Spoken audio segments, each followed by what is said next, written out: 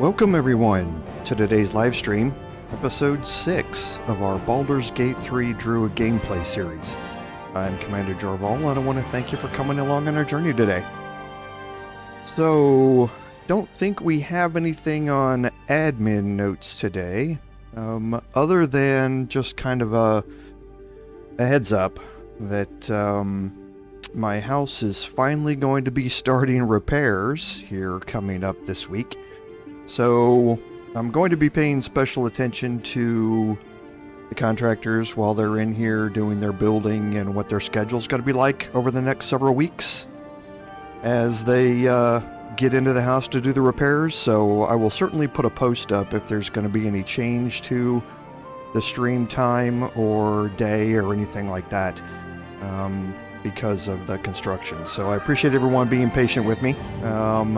And with the contractors as we kind of work through all the construction and repairs that have to be done. So, yes, Assassin, it is Druid time. It is certainly going to be a live stream where we get stuck in fairly quick here, I think, because starting with our recap, at the end of last episode, we put paid to Priestess Gut and cleared out most of the other side quests and things like that inside of the Goblin Camp, and Staza is now waiting for us at the Drow Minthara, and we are about ready to jump in here and see what happens with this encounter. I've never played an encounter with Staza leading us in to talk to the Drow.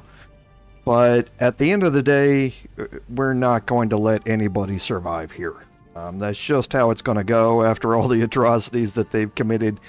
We're gonna take down the entire camp, and that includes Saza with it probably. I'm pretty sure she's going to turn hostile as soon as we do something with the Drow here. But we'll get stuck in here real quick and load up right right into the encounter with the Drow. So, yes, Assassin, I certainly hope it is going to go good for the house. We've got a lot of work to do, and I expect it's going to take several weeks, if not a few months, to get it all done. But hopefully my house will be back to normal here fairly soon, so we'll see how it goes.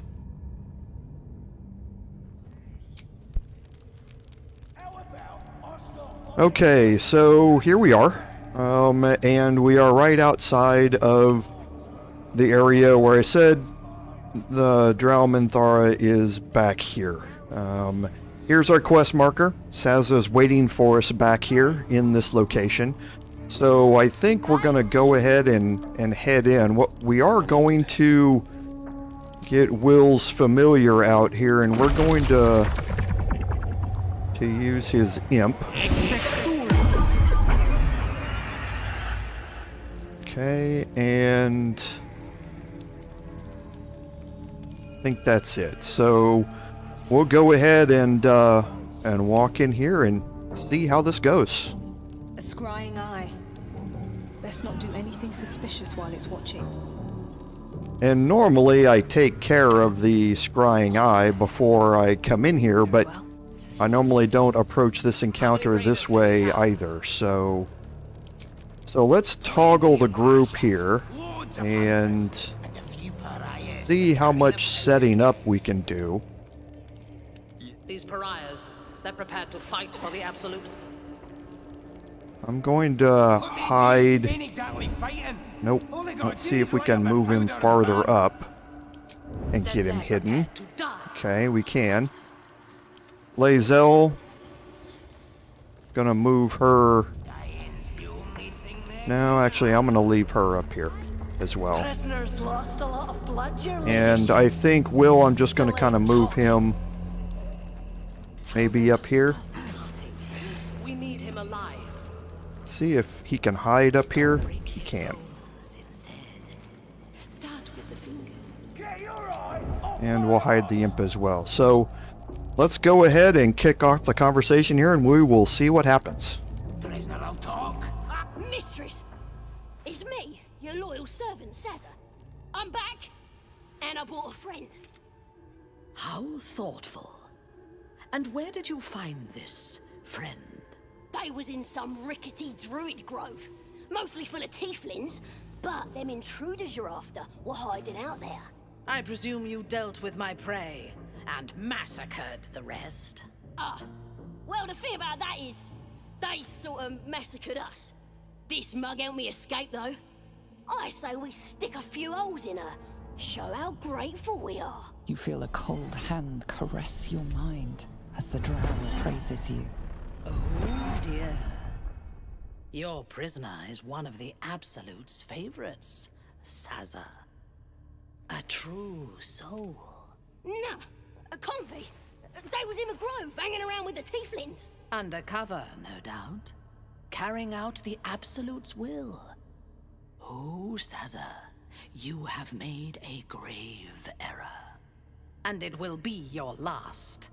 My spiders are hungry, little one. But before they feast, tell me where that grove is. And I may yet spare your life.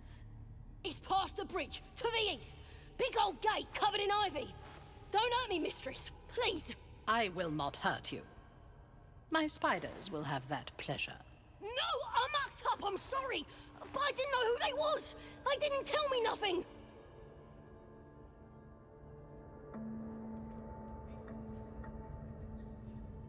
You could have told me who you was. Somebody help! Through sheer luck, that pathetic worm has brought me the information I need. And it seems that the inhabitants of the grove trust you. We can use that against them. You have a part to play in this slaughter. Return to the grove. When my raiding party approaches, throw open the gate and signal me.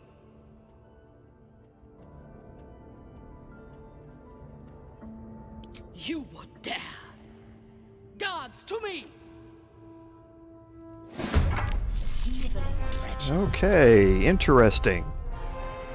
Okay, so Astarion rolled high on his initiative, and Saza is still here. She's now obviously turned hostile, though. Wyll is not yet in combat, which is good. That allows me some flexibility with how I bring him into combat. He's just barely not in combat, though. So I'm going to move the imp kind of out of the way, and I'm going to just make sure that Wyll is nowhere near that detection cone.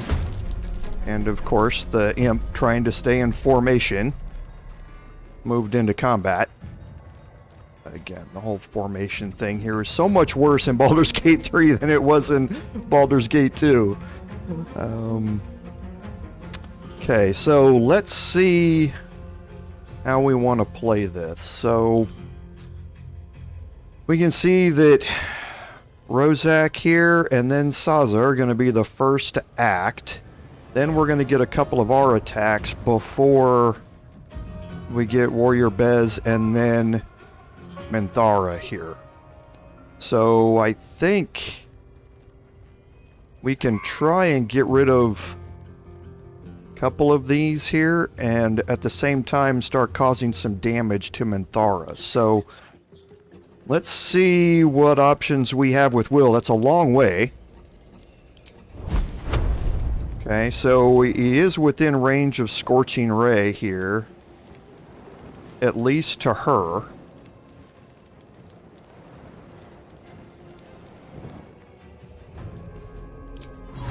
He's also in range with Cloud of Daggers. And we can cast it right here, and it looks like we're going to get all three of them.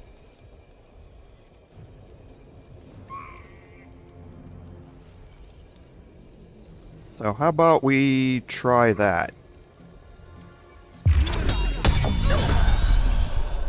Okay, so Saza's unfortunately dead, but it is what it is. So Wyll is now in combat, so let's look at Astarion here and see what we can do here. So he might be able to hide here. Let's see if he can. Let's find some prey. He can. So, for a sneak attack ranged, that is... path is interrupted to either of those two.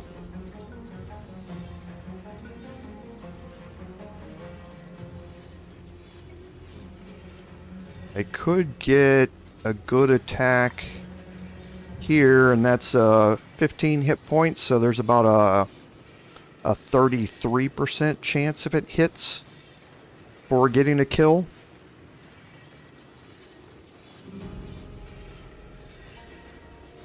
But let's go ahead and try that and see what happens. The scrying eye is also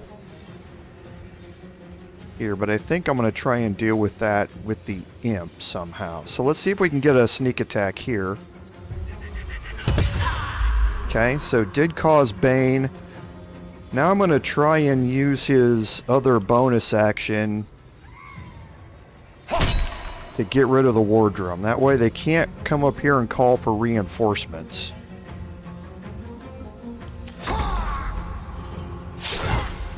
Okay, so he took a lot of damage there in doing that.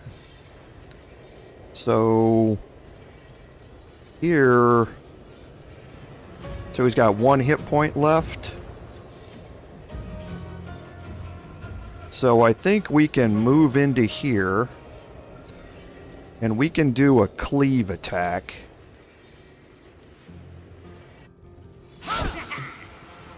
Oh, and she missed. Okay. Well, that's not a big deal. We are going to kind of move her into a position where she's not going to get knocked off the cliff, though.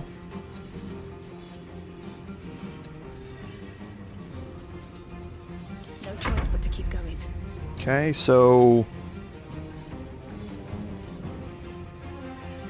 let's see. I think we are definitely just going to wild shape here off the bat.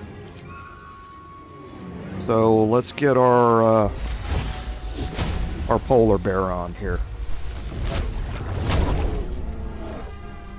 Okay, so we have 1 hit point here and 5 here, but if I move over here, I'm going to take an attack of opportunity while I do it. So I certainly don't want that to happen. So I'm just going to have to get rid of Rozak. Then I can move over here and just get ready for the next attack here.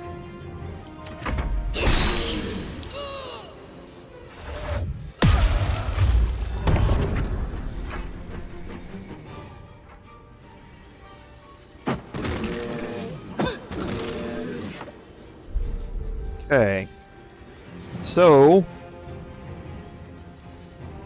Lae'zel is held, which is not good. That's a concentration spell, though, so we can try and break Minthara's concentration, which I think has to be our focus here. So let's see if we can hide again here. We can. See if we can get a... Okay, let's move up a little bit. See if we can get into a position. Okay, so we can.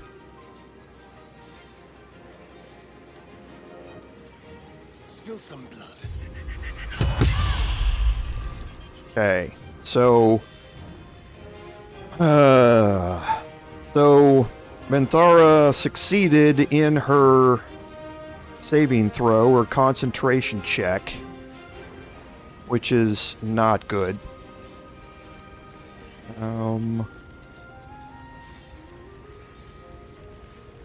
And we can't get far enough down there.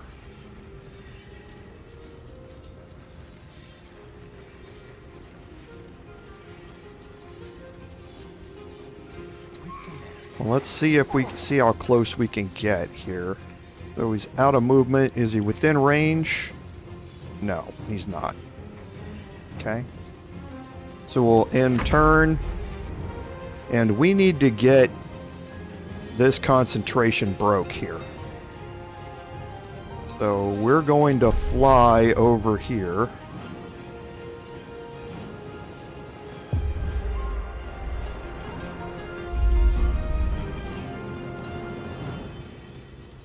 And we're going to try and get a sting here. 50-50 chance. Ugh. I didn't need that. Because now Lae'zel gets skipped because she's held. So let's go ahead and get rid of warrior bells here. Okay, now we can move down here. One day, I'll catch a break. And we'll use one of my spell slots to get some hit points back.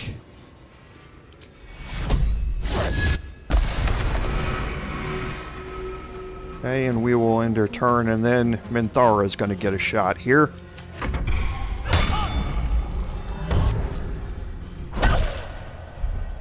Okay, so not a big deal. So we're going to cast Scorching Ray here. So what do we have here? 31%. Actually, let's cast Hex first. Well, if we do that, then we just won't have Scorching Ray. We'll be able to work with Eldritch Blast, though. So I think it's better. We need to keep her concentration down. So we're going to Hex her Constitution.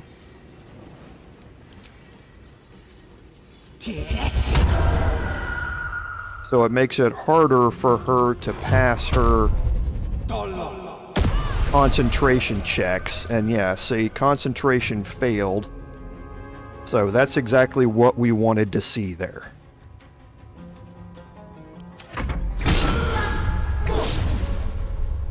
Oh wow, Basking in Leviathar's Love works even when you're in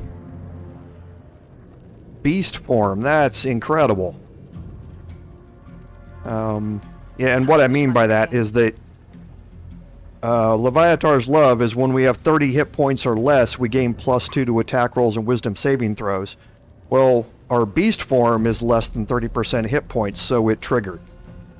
So we now have a +2 bonus to attack rolls and wisdom saving throws because of that, which was unexpected. I figured that would only trigger when it was in human form, but it works in beast form as well, which is great. So we're not going to be able to hide here, but we can dash, and we can get around behind Minthara, and now we can hide, Just like old times. and we can get a sneak attack melee. I love the fact that he can... This is what really shows how powerful a pure rogue can be with 2 bonus actions, and soon to be 3 bonus actions. But with 2 bonus actions in a turn, being able to dash to move all the way around the battlefield and then hide and get in a sneak attack once you're there. It's so damaging for them. So here, now it's just everybody all hands on deck for Goblin Scrut here. So we'll just move up, see if we can get a sting. Okay, so we did. And now Lae'zel, who's taken a beating. So we'll move her up and we'll just do a menacing attack here. Huge damage. And I didn't rest, short rest, which I'll do after this, because Wyll's going to be out of spells after this. But I don't think... You know, I can do Second Wind, just to get some hit points back. And then here, this should end. A 75% chance to end this. And of course... Okay, so we got one more chance with Wyll here with Eldritch Blast. So there we go. What a magnificent sight. Okay, so I'm gonna end my wild shape because there's not a whole lot I can do with just one hit point anyway, so...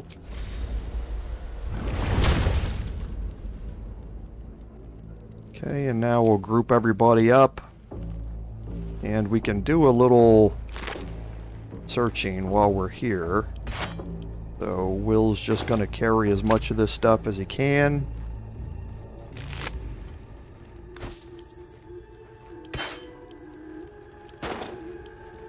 So it wasn't a bad first combat. The hold person was just unfortunate that I wasn't able to break the concentration there. But is what it is. Okay, so now we have some interesting items here. We'll pick all of these up for now.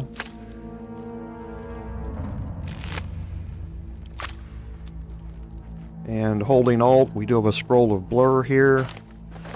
And there's a gilded chest we can search. And we got the water sparkers. And we'll go through all of these items here in just a second.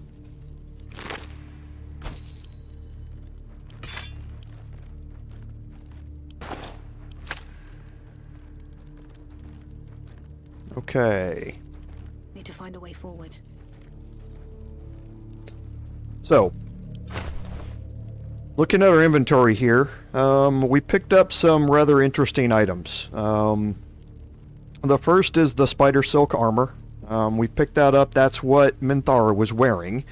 It's light armor. Right now, the padded armor that Astarion's wearing is got an 11 armor class, so we're going to change that out. It also gets him stealth +1 and advantage on Constitution saving throws, which is just a straight upgrade, and it looks pretty cool. The Boots of Striding. When you cast a spell that requires concentration, you gain momentum. When you're concentrating, you cannot be pushed or get knocked prone, and it gives you athletics +1. So, Astarion doesn't cast spells, so he's not going to get a benefit from momentum, so to speak, in that case. And getting knocked prone or pushed, I mean, that's very helpful for anybody in the party. So it's the only one who consistently casts concentration spells is Wyll. And the Boots of Striding allowing him to move around more with momentum, which, if you've forgotten, momentum gives you 3 more meters of movement speed when you have it. So that seems like the best fit, even though they don't really look all that great on him.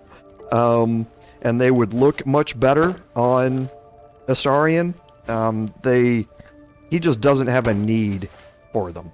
The Drow leather gloves, we can, do whatever with. The only person not wearing any gloves right now is Wyll. So we'll give him those. And then you have the water sparkers. The water sparkers are interesting, but situational. So when the wearer stands in water during combat, the water becomes electrified, which means that anybody else who touches that water or stands in that water or is standing in that water when it becomes electrified is going to take 1d4 electricity damage. Also, if you're standing in that water, and that includes you while you're there, but also if you start your turn on that electrified water, you're going to gain 3 lightning charges. So it's a way to gain lightning charges by, in a completely passive way, as long as you have a water surface underneath you. However, it is going to damage you unless you have something that mitigates that damage. There is something to do that later on, just not right now. So at this point, it's not something that I'm going to utilize, but I am going to keep them. I'm just going to send them to my camp so that we can store them. We also picked up Cyanide here. Cyanide is once per short rest. If I attack somebody with it and I miss the target, then that target is encased in Fairy Fire. And Fairy Fire, we've already talked about because my Druid has that spell, is so great in that it basically if you encase something in Fairy Fire, all the attacks against it have advantage, which means that every attack from Astarion automatically becomes a sneak attack.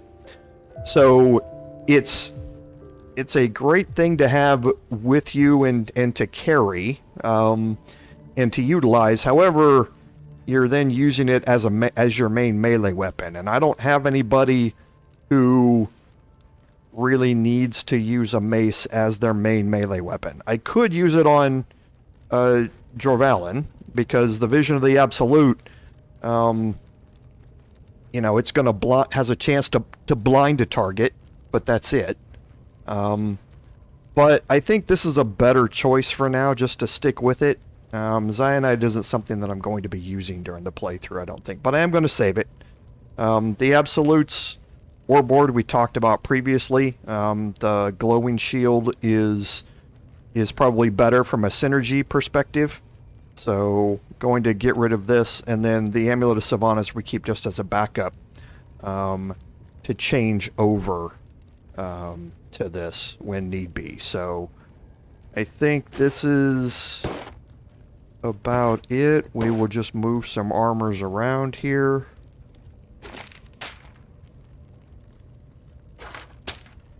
And I think that is about it. Okay, so now obviously we leveled up. I was hoping to level up before I went into this fight, but we're not too far into it. So let's go ahead and deal with our level ups. So moving from 3 to 4 for a Druid is pretty cool from a couple of perspectives, in that we now get 2 new wild shape forms as a function of our subclass, which is Circle of the Moon. So now we have a wild shape for the Deep Rothe, and we have the Dire Raven. Now, the Deep Rothe, it's a big bull. We've seen them before, but it casts dancing lights and can do a melee attack to charge its enemies. It's a pretty impressive wild shape to utilize, whereas the Polar Bear is much more pure offensive focus. The Deep Rothe gives you opportunities for knocking enemies prone or knocking them off of high places, while also casting dancing lights to light up areas or illuminate targets for other people. The Dire Raven is a large raven that, just like the smaller raven, has a chance to blind its enemies. Your raven shape has 13 hit points. Your Deep Rothe has 23 hit points compared to the Polar Bear's 30. But each one of them has their own advantages that go along with them. Then you can also grab a cantrip here. Now, for our cantrip, we have some choices here on what we want to do. We already have access to guidance through the ring that Astarion is wearing, so I don't think we need 2 guidances here in the party. But we also have Produce Flame, and we have Resistance, as well as Poison Spray. Now, Poison Spray is up close and personal. It's only a 3-meter range. So, not something that I'm normally going to be focused on, with being up that close casting spells with my Druid. Resistance, however, giving a bonus to saving throws as concentration for 10 turns. Resistance is something you can utilize out of combat as well when you are in conversations with people. If you need to make a saving throw to avoid mind controls and things like that, you can do that. You can help bolster that with resistance, in addition to being able to just, receive a bonus on saving throws if you want to cast it in combat. It is concentration, but then again, while you're in wild shape, your concentration isn't going to get broken. So you can have resistance all the time while you're doing that. So I think we're going to go with resistance here as our cantrip and not guidance. If we didn't have the ring, I would absolutely choose guidance. Okay, now the most important thing that you get here at level 4 is your new feat. Now, ability improvement is what it defaults to, and that is the thing that most everybody takes because it allows you to increase 2 points into ability scores, and that means that you can also increase one ability score 2 points. That would get our wisdom up to 18 and get a +4 to our ability checks. That's massive when dealing with anything that has to do with wisdom, whether that be a saving throw or whether it be an ability check during a persuasion or something like that during a conversation.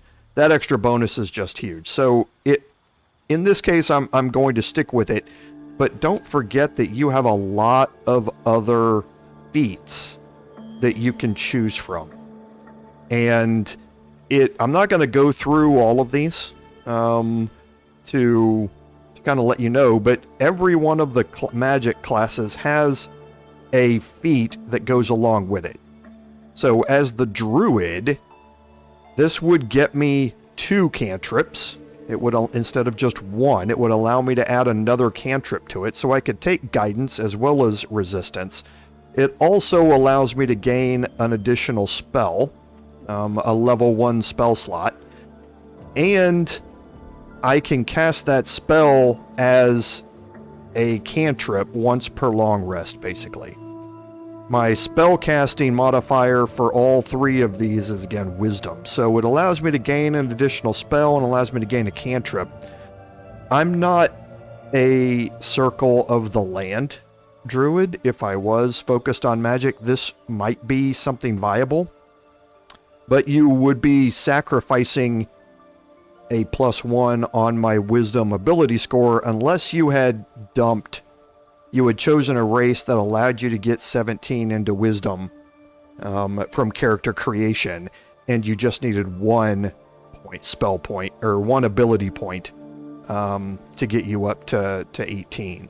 And there's a way to get that other point a little bit down the road. But I'm Circle of the Moon, so I'm not focused on magic, so I am definitely going to work with the ability improvement here, and as part of that, I'm not going to take Constitution. I'm going to buff myself up to 18 Wisdom. Now, the other way to go about this is to get my Wisdom to 17 and to buff my buff my Dexterity to 16. That would get me a +3 on dexterity ability checks. Now my wisdom at 17 doesn't get me to +4, but like I say, we do have a way to get a +1 to an ability score later on through an encounter with Auntie Ethel.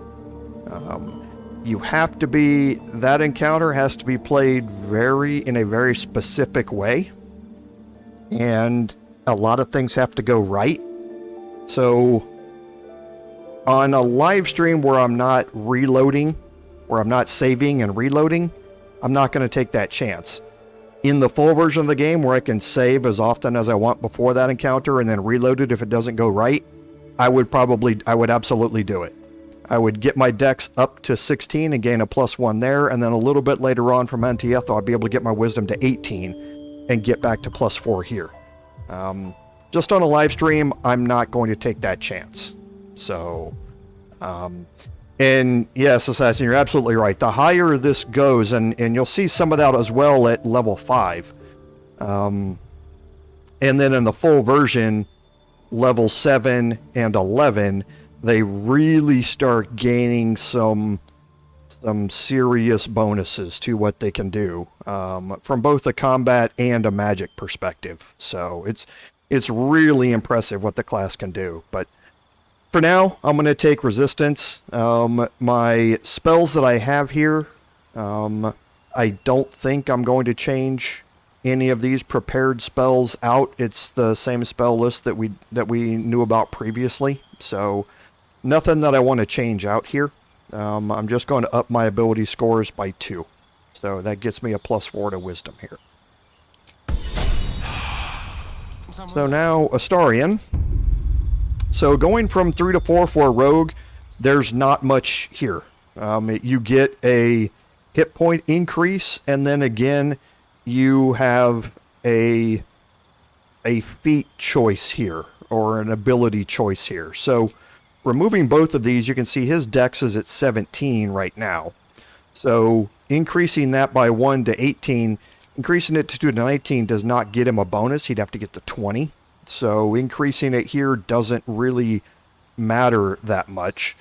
So he has another ability point that he can put somewhere else. But we do want to get him up to 18. That extra +1 bonus affects so many things that Astarion can do that it's foolish to pass it up. I think we're going to probably give him another one in wisdom just to get his wisdom ability checks up to 14 and give him that +2 bonus that goes along with it. Now again, there is another feat here. So he can choose a few different things out of this list that can make a lot of sense. So athlete is another one of those that it's going to increase his strength or dexterity by 1. So we'll just kind of show it. If you take your dexterity and you improve it by 1 here as that gets me up to that 18. And when you are prone, standing up uses less movement. So that would get you up there with the bonus of the standing up ability. However, compared to 2 ability points, being able to get both of these up, it really isn't that impressive. You can go for dual wielder, things like that. Lightly armored, he doesn't need. He's already proficient with light armors. However, things like mobile, increasing your movement speed and allowing him to move around the battlefield even more, because when he dashes, difficult terrain doesn't slow him down. And if you move after you make a melee attack, you don't provoke opportunity attacks, which means he can get in there, hit a target with a sneak attack, and then move back away without provoking any opportunity attacks. So he doesn't have to use his second bonus action to disengage or something like that. So there are some other very popular feats, so don't just focus on what we have, on what the game gives you. Look at the other options and see what's available to you and what makes the most sense. So for him, I'm going to get +1 ability modifiers on both of those scores, and that's going to be it. So now Wyll, leveling up from 3 to 4 for a warlock is basically just getting you more spellcasting abilities. So he's going to get a new cantrip. Now, what we've done previously, Chill Touch, remember, Eldritch Blast is a cantrip for warlocks. They can cast it as much as they want. Chill Touch would be the same thing. It's an 18-meter distance spell that does 1d8 necrotic damage and allows you to cast it as much as you want. The thing about it also is that people that are hit with it can't regain hit points, and if you use it against undead, the undead then have a disadvantage on attack rolls. So it has some extra benefits to go along with it. The others that are here are not very useful, except for True Strike. True Strike is kind of like Hex, in that it basically allows you to gain advantage on your next attack roll against a target. It's concentration, so you have to keep it up when you do it. But again, I'm not going to be using Wyll in this playthrough much as a melee type. I'm going to be using him mostly for his cantrip, so I think I'm going to stick with Chill Touch here, just to give me another cantrip and something that gives me a bonus, some bonuses to the damage it does. So for the spell that I'm going to choose here, I'm definitely going to choose Misty Step. It's just way too useful to get Wyll around the battlefield as well as around the map in various situations where I need to go over and investigate something or look at something. Having the ability for him to use his spell slots to cast that is really good. So now for replacement spells. The Arms of Hadar I want to get rid of here. So what do I want to replace it with? So Hex is concentration, none of the others, and Cloud of Daggers are concentration, so I probably don't want another concentration spell here.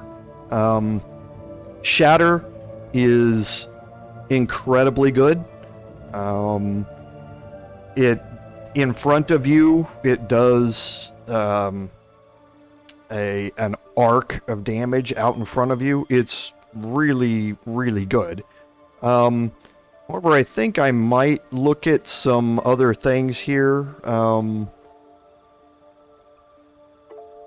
So Mirror Image would be very good when he gets into combat in situations where he's up next to somebody and can't get away. Hold Person is also very good. Witch Bolt's a concentration spell, so I probably don't want to take it. I think I'm probably going to choose Armor of Agathis. It's between that and Hold Person, I think. Well,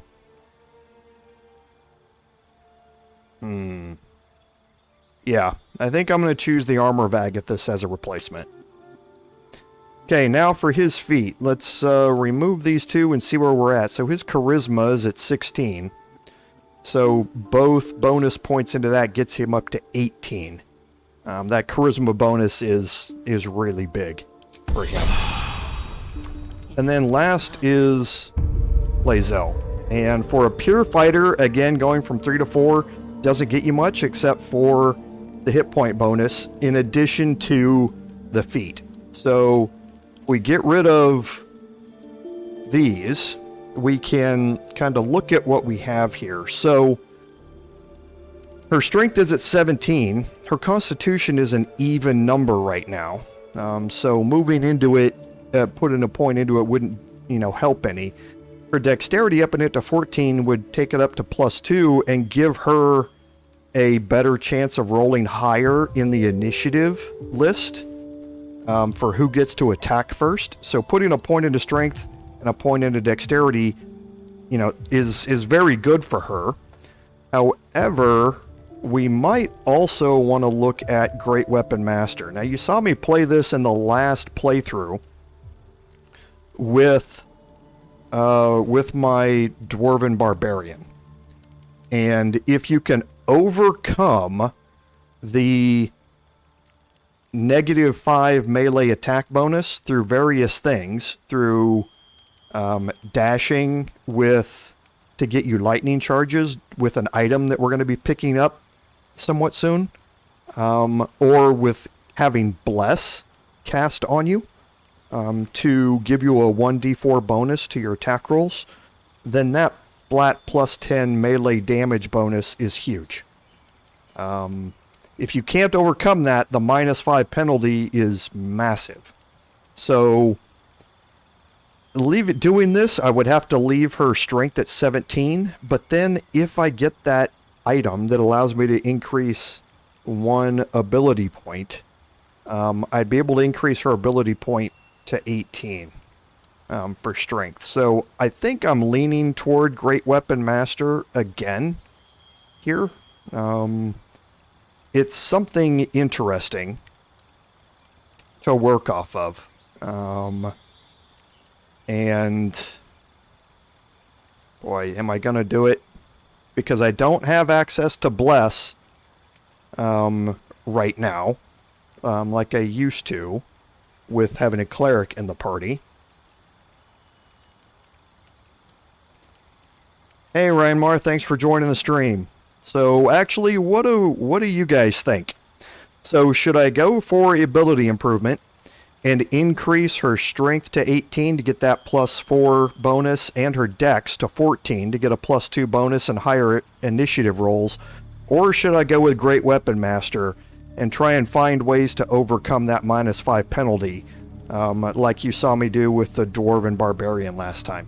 What do you guys think we should do? Both of them have their pros, and the Great Weapon Master has a huge pro, but a big con that goes along with it. So it's kind of an interesting choice here. Like I say, also keeping in mind that I don't have access to Bless very well. I'd have to do that through an item, or something like that. And I don't have the items to give me lightning charges yet. I will be getting those, I just don't have them yet. So, kind of an interesting choice here on how to go about this. I think I'm leaning toward the ability improvement and just taking those two numbers right there. Great Weapon Master we saw last time, and I think with a cleric that has access to Bless, we have a lot more control over that, -5. But since my Druid isn't really casting Bless, I think it'd be a little bit harder to manage it. So I think we'll probably stick with these two, and skip Great Weapon Master this time. Now for somebody like a Paladin, it would be a no-brainer. There's so many options to improve the 2-hit chance for a Paladin that it's not even worth considering not taking it. It's just way too valuable. So okay, so getting back to our party now. I'm definitely going to take my second short rest here and get my hit points back and get Wyll's spell slots back. No one stopped me yet. And that got me my wild shape charges as well back. Now you can see that Zerga here is hostile. Well, he was on the map. But we're not going to be focused with him very much. We're finished in here. So now we're going to focus on our last major encounter, and that's with this bad boy here, Dror Ragzlin. He's the last member here of the leaders in this camp. So he's got a quest marker over his head, and we want to start focusing on him. So we're going to hide everybody, and we're going to make our way over here. And we're going to use this ladder and head up top. So once we get everybody over here, we're going to break the group. And one by one, we're going to use this ladder to get up top.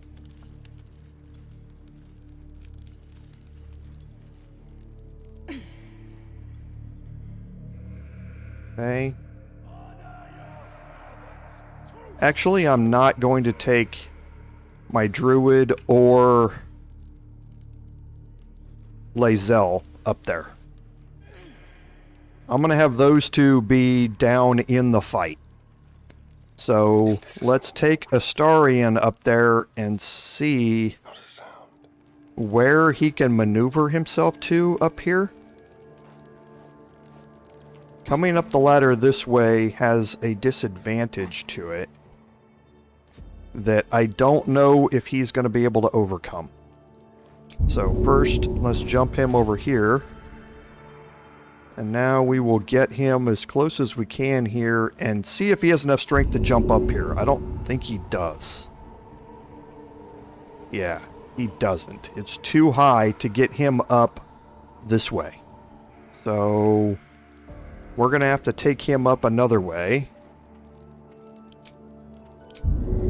Now, we can do that. Nobody else is hostile. Nobody else has seen us do this yet. So there is another way to get up there. Over here, I believe. So let's take him out here and try and make sure we avoid anybody who's hostile towards us.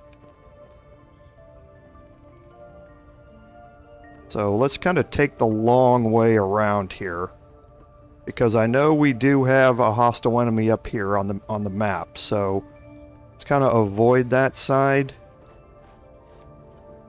And we'll now go up this ladder on this side.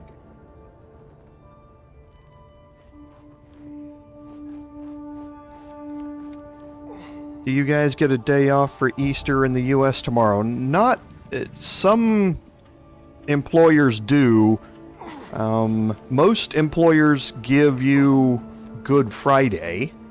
Well, a lot of employers give you Good Friday and not necessarily Easter as a day off. Mine, however, it's if you want to take either of those days off, you can, but it's a vacation day. You are not you're not given a free day for either of those. So. Okay, so now I see where it is. I think the other way up is over here. But again, we'd have to jump up there, and he's not going to be able to make that jump. So we can't get up from over here. This takes us around to the same spot. I can, however, probably open this door and sneak my way up this ladder over here. So let's just come down here real quick and we'll take one more quick exploration. I know this door here is locked. This door here, I don't know about. It's not locked, so let's open this door. All right.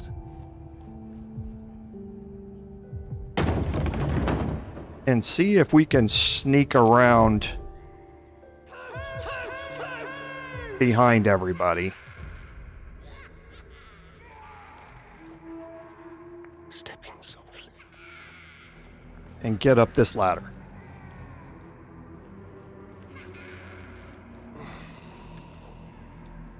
Okay, we can. So, when you're up here, pathing. Really don't like the pathing in this game.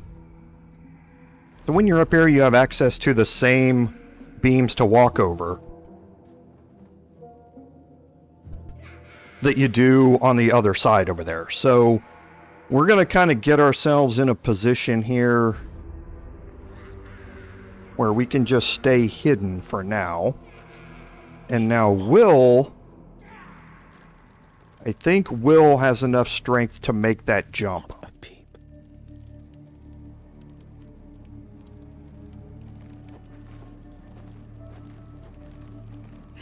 Because we definitely want to get both of them up top.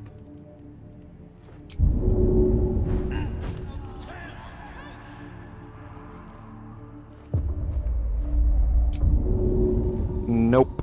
It's too high for him as well. This is just one of the things you have to manage when it comes to low strength characters. Yeah, how did they not hear the big creaky wooden doors opening? I know. But hey, it's not something I'm going to argue with. So, we don't have to hide Wyll here. And we're going to unhide his imp as well. Just as we walk across here. And once we get over here onto this side, Defender of the people. We will send them into hiding again. They won't see me coming. And avoid all the detection cones.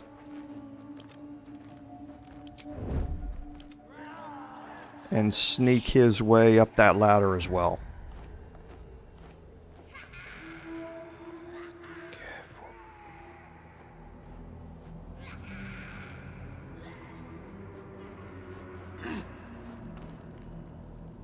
Okay, now there is a detection cone here on this beam, so I'm going to move down to this beam and then cross over to this side.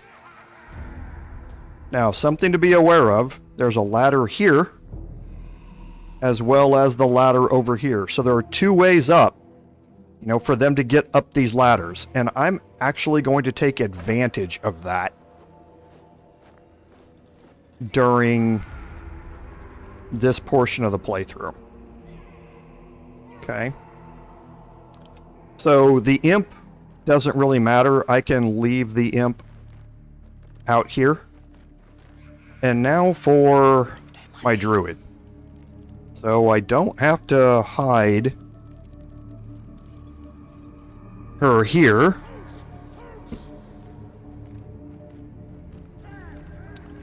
What I'm going to do then is, again, hide. And I'm going to make my way all the way back behind everybody up here. Just to stay out of everybody's detection cones. And get myself into an area where the lighting is obscured a little bit. So I'll be able to enter her into combat in the manner of my choosing. And it's going to be the same thing with Lae'zel. Without delay. If I leave anybody out here, these goblins out here are going to want to get into the fight as well. So I'm going to end up moving everybody inside this room. Light steps. But just getting them into some advantageous positions. And getting them into a position where I can enter into combat whenever I feel like it. Okay. So last is the imp, and the imp doesn't really matter as much. The imp is mainly used as a distraction and to be able to break concentration spells, because they can fly around the entire battlefield, and then if they get a hit, then that can possibly disrupt a concentration. So, okay, so looks like we're kind of in place here. Astarion is up top, Wyll is up top. And how I'm going to start this is with this brazier right here. So in doing that, I'm going to kind of move Astarion out here where he has a shot at this brazier. And I'm going to take him out of hiding. I want him to get detected when this encounter starts, so that then combat is paused and I don't have to. I can hopefully get a good roll out of him, and I can then move my characters who are not in combat to do various things. There are a couple of other braziers here, two of them that are next to but not really close enough to Dror Ragzlin, and then there's another one here which is really not close enough to either of these two. But this brazier here is almost right above these two novices. And I'm going to take advantage of that. So I'm just going to attack the brazier. Your vandalism has been spotted. An explanation is in order.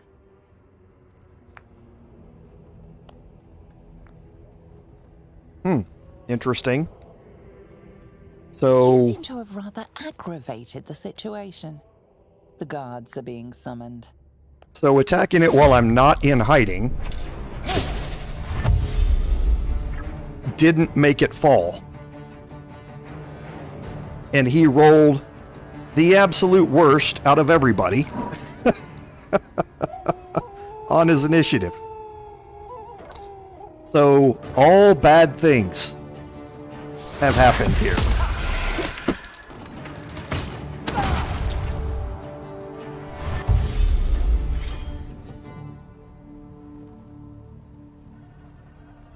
All the bad things. And now Will's going to be seen. Nope, Wyll stayed out of combat.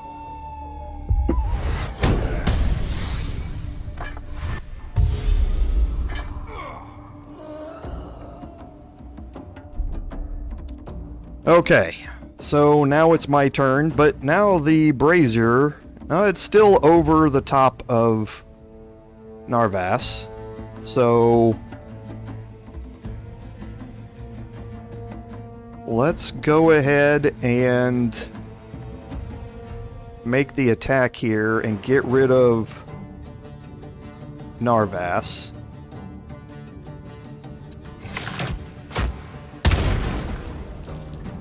Okay, didn't kill, almost killed. Created a fire surface, but that's not much of a benefit one way or another. So, I'm now going to move him back.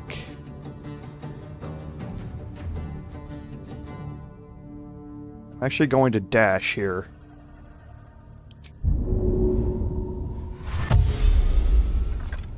And I'm going to move This way. up here.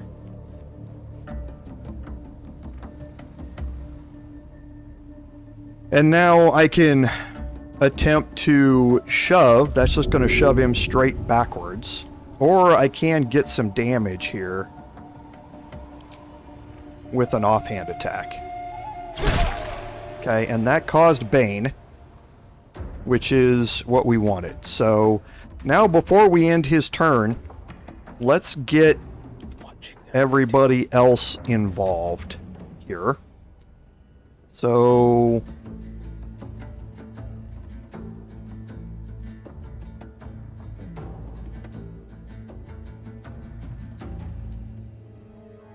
his boots.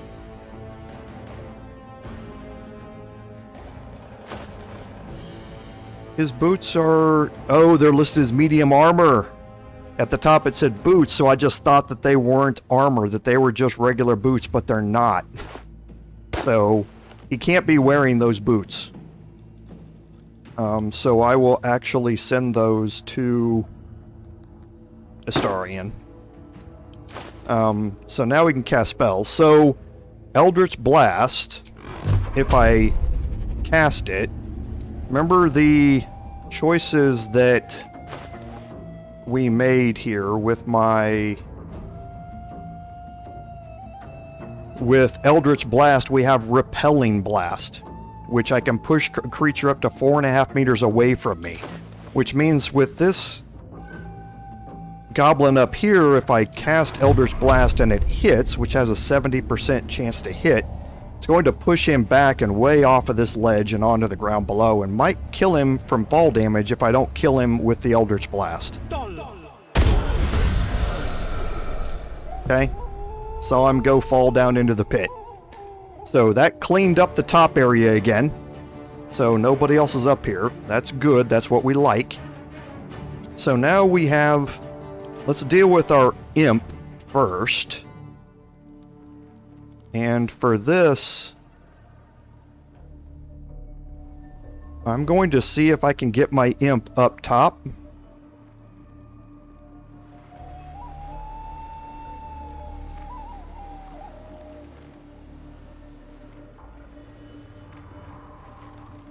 And see if he can kill this novice. Perfect. That's exactly what I wanted to see. Okay, so now with Astarion, he's not out of danger because of all the ranged attack possibilities from down here, as well as spells, but he's got one less person to deal with up here up top. So now let's look at Lae'zel. So looking at the detection cones, Dror Ragzlin is going to be coming up this way. But the detection cones down here... Yeah, there's still one here. So I think what we're going to do, and there isn't any way for her... Oh, there is a ladder to get me down here. Good. So let's go ahead and bring Lae'zel down here.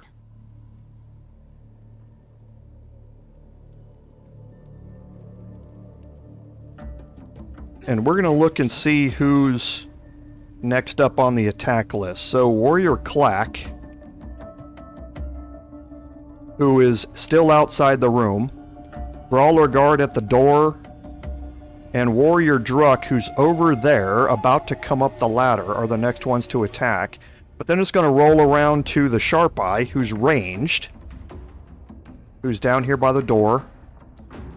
Another Sharp Eye, which is there. And then my Imp has a turn again, and then back to the Booyog. So, focusing on the ranged and the Booyog are what we want to do. That removes danger to people up here up top. So, that gives us an opportunity. So, if we get up to here, is she able to hit the Booyog from down here or not? Interesting question.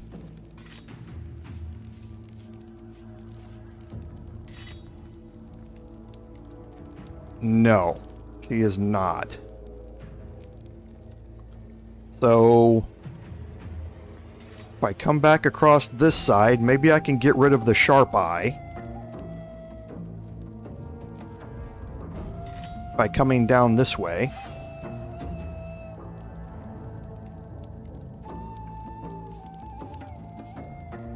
Okay, so let's see if I can get an attack here. Perfect. That puts her in combat, and hopefully some of these people over here will now focus on her instead of going up the ladder. Maybe I should stay crouched. And now we have my Druid, and I think I'm actually going to hold off on doing anything with my Druid until next turn.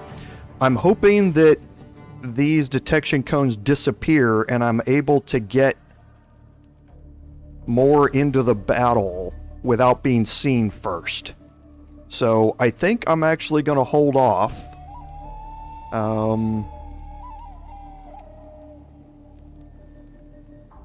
I will wild shape though, because I can do that here.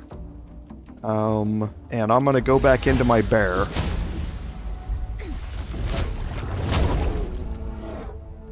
Okay, and that I can do. And now I'll just end her turn. Okay, so now Astarion is done, so I will end his turn, and that will trigger their combat. Okay, so now, great, we're back to Lae'zel getting a chance here. So, we do have some opportunities here. So, shove is a bonus action.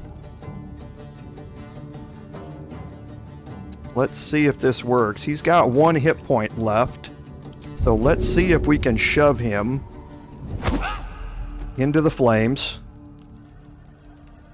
And that way, when he takes fire damage coming up, that will kill him. And now, let's see if we can move farther down this way and make all of them dash to be able to get to me. And I can cause some damage here. 36% because of Obscured. I can cast here, so Bless is because of his aura of leadership.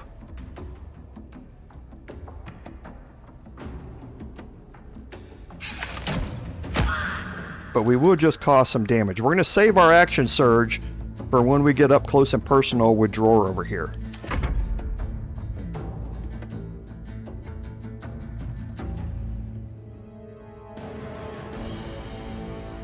Okay. You're plotting for an awful long time.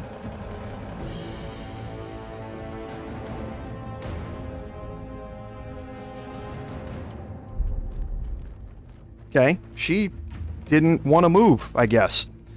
So now we're back to our imp here. So let's utilize our imp to help take care of some of these things that are down here on the ground. So we're going to... we don't need to hide. we need to fly.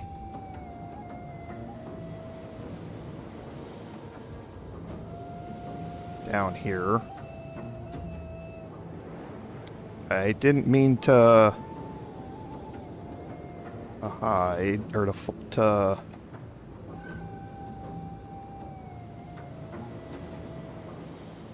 hide there.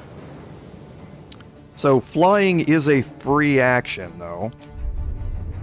It uses movement speed, but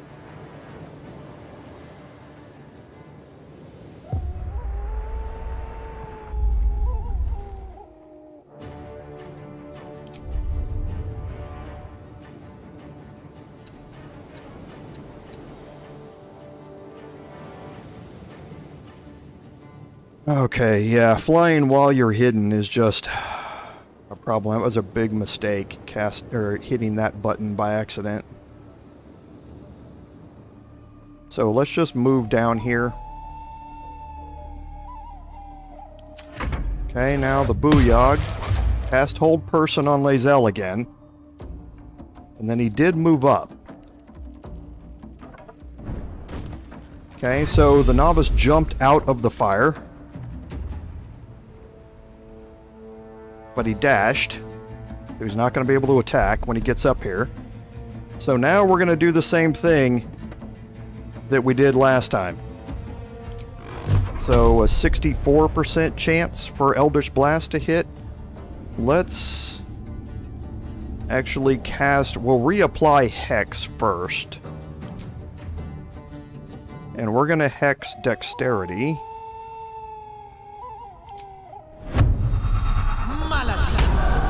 That uses the bonus action. Then we'll Eldritch Blast. Bye. Okay, and now he's done. We can actually move him a bit back away from that ladder as well. Okay, and that Booyog that cast Hold Person is now... Hold Person has disappeared. So Dror Ragzlin is up top. Okay, and he tried to shove me off, and it didn't work. Okay, so we definitely want to dash with Astarion here. So we do not want to use both. We just want to use our main hand here. Okay. That kills him.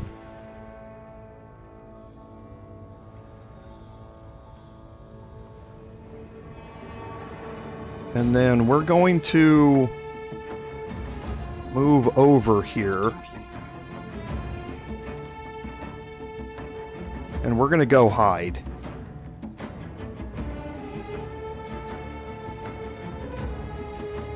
Now they see me. Okay, and end that turn. Okay, the two guards are going to move in. Everybody's dashing to get in.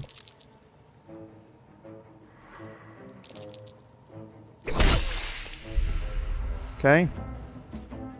So now Lae'zel, we didn't want Dror Ragzlin to go up top. We did not want that to happen.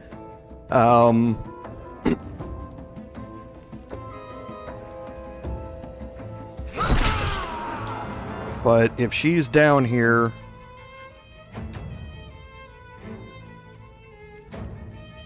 we will use a pommel strike to set this warrior up, hopefully for a kill next turn.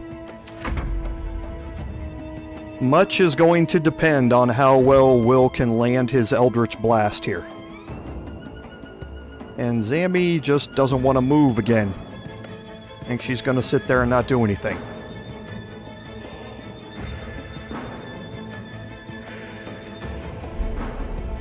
Okay. So now my imp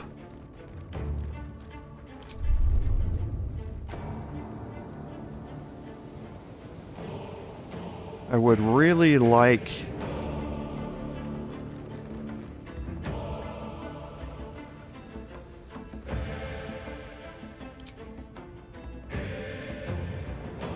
Oh, we came back down. Oh, this stupid pathing. Again. So... he can't fly and land on any of the beams.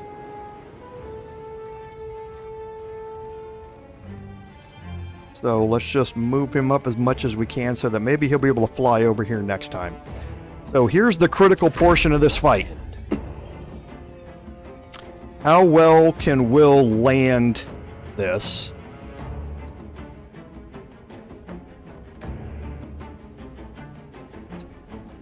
Okay. We want to, if he lands this Eldritch Blast with only a 42% chance to land it,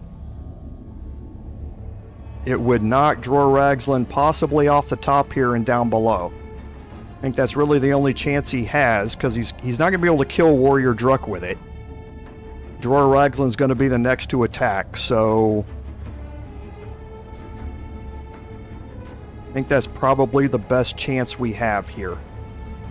So, let's reapply Hex to Dexterity. And let's hope this works. Nope, he missed. So Wyll has a good chance of dying here. During this round. So, you know what I could have done? And the spell was brand new, so I didn't even think about it. What I could have done was Misty Stepped away. Instead of reapplying Hex, I should have Misty Stepped out of the situation.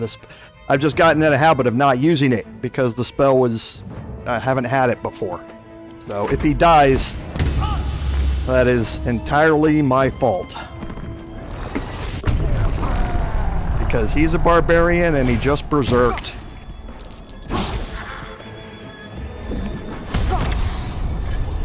And Wyll's dead. Okay, so again, not unexpected.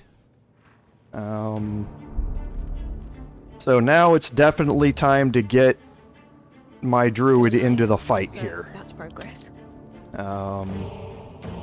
So...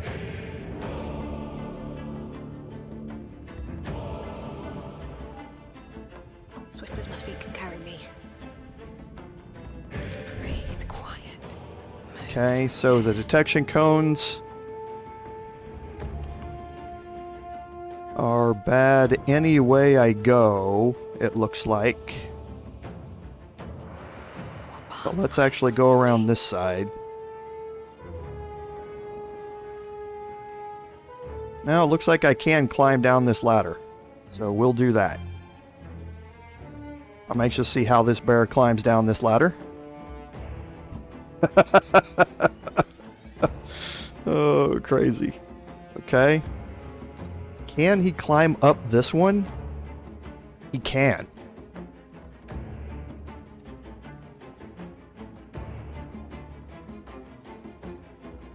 Okay, no, I want to try and drag Dror Ragzlin down here, and to do that, I'm going to get rid of this Devout. Hope your soul is in good hands. Okay. So, now for Astarion, he's hidden. So, I'm definitely going to get a sneak attack in here, and hopefully this gives me, looking at the numbers, it's about a 50-50 chance to kill Warrior Druk if it hits.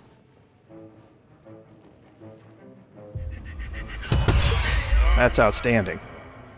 Okay. So now I will dash and move him way back out of the way. Okay. I want Dror Ragzlin to have to dash to be able to get to any of my characters. Okay. So I will end my turn. Okay, Lae'zel's down here, 14 hit points. So again, about 50-50 chance to kill if it hits. Oh, and there's a crit. Nice. Okay, now for that, since this Sharp Eye doesn't seem to be doing anything, I'm going to, first of all, jump, take advantage of her high strength, and then move her down here as far as we can. And again, saving that action surge. Because yeah, Sharp Eye Zammy seems to be stuck in the doorway.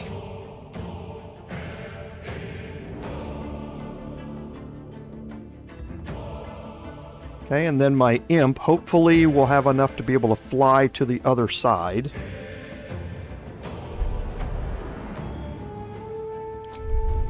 Okay, so he can fly over here.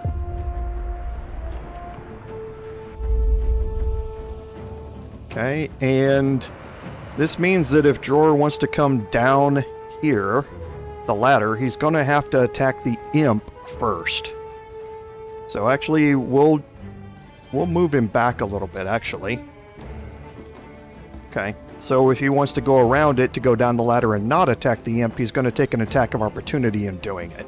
But I think he's going to go over and attack the imp, which is going to keep him up top for one more turn and let me get Wyll up down here below.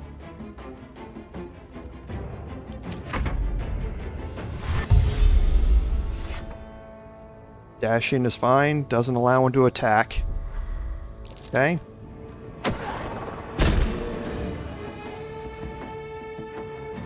Interesting.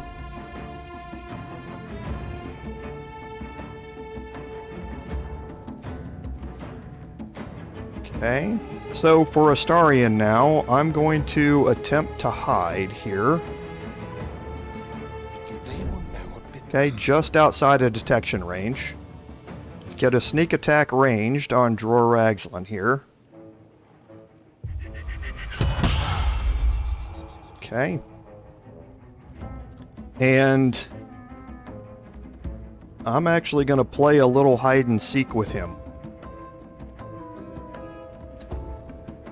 So we're going to move over here, and I'm going to use my second action, my second bonus action to hide. Again. Okay. So now I don't think I have the, as the bear, I can't help anybody up from here. I'm going to have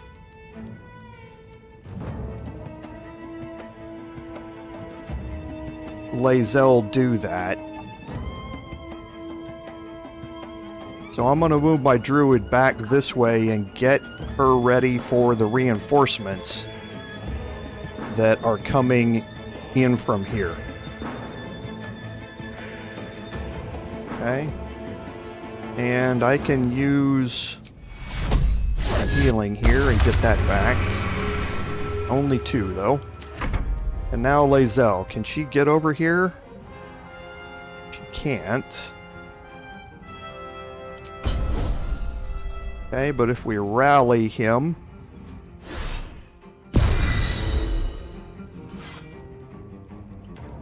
Okay. So, let's dash and get her over there. On the move. So, rally doesn't bring somebody up who's down.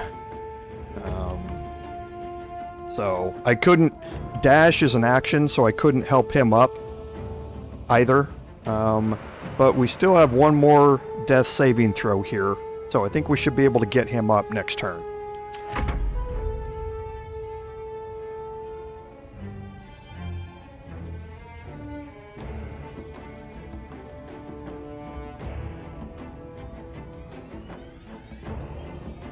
Alright, Sharp Eye, let's go. Make up your mind to not do anything. Okay. So for the imp, let's move up here. And try and get a sting. Good deal. Okay. Now Zerga's going to dash again and start making their way toward the door. Just in time for my Druid to get there. Okay, so we absolutely killed my imp, but that's perfectly fine. So now with Astarion, I'm going to dash.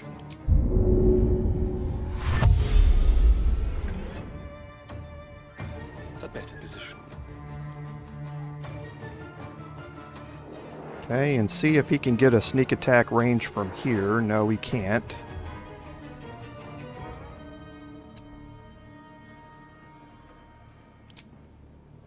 Okay, now we can. 88% chance and he missed. Okay, so we're gonna move him back and then we're gonna hide again. Leave no trace. Still on my feet. Okay, so now we can continue moving down here and we want to get... Yeah, he's still gonna have to dash no matter how much I move up. So Best be on my way. let's move up here and we'll end the turn. Okay, now Lae'zel's gonna help Wyll up. Okay. And now I think she's just gonna move into a position to be able to attack Dror if he comes down this ladder. Taking position. Okay, maybe she can work her way up there.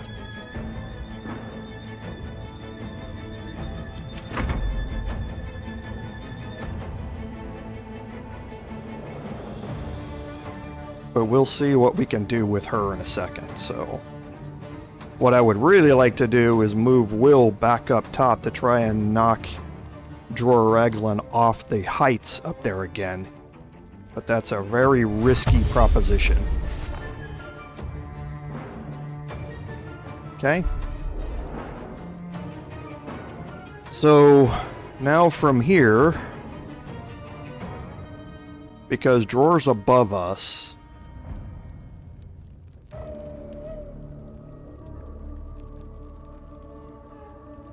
Boy, I really want to. So, for Misty Step, it's got an 18-meter range, or radius, on it. I could Misty Step up there. So, Shall we dance? remember, in doing so, where he's at, okay, he can jump from here down to here without a problem. So if I move Wyll up here, that Misty Step is going to cost him his action, and he's not going to be able to knock him off, and Dror could move right down here and kill him again. So it's not worth it to go down there and do it. However, Dror can also throw things at people down below from up here, so I would like to get him out of range of that. This is my time. As much as we can. So I think I'm going to actually Misty Step him up to here. And then I'm going to move him No time to down waste. here. If Dror comes down the ladder, then maybe we'll have some opportunities to possibly nudge him around again. But this also gives us an opportunity to cast Cloud of Daggers down here at the bottom of the ladder. So let's think about how we want to do this. Let's actually hold off on that for now. We'll wait and see if we want to do that. See what he does this turn. Okay, so he threw something at Lae'zel. I would love to know what he's throwing, by the way, that is causing all of this massive damage.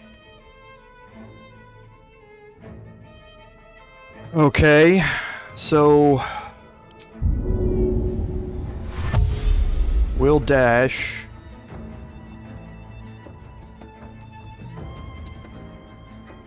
Just enough to get into range.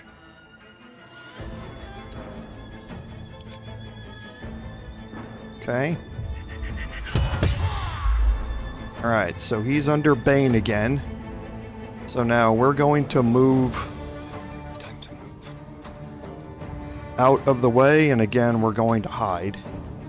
Ready or no? Another fight. Okay, and now we'll get our druid going to work here.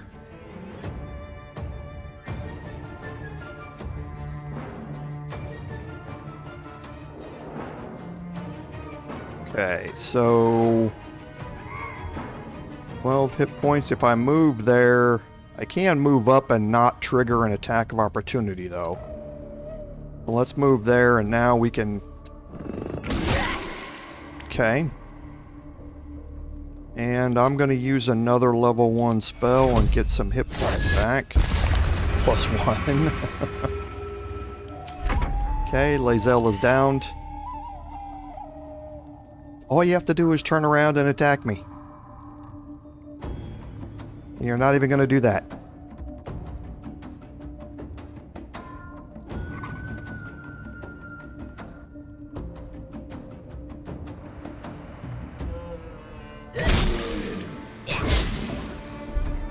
Okay. Now for this, I need to get down there and get Lae'zel back up. Finding my way. Oh, I shouldn't have dashed. Oh boy. Jorval, you're killing me. Because now it's just going to allow Dror Ragzlin to kill him too. Oh boy.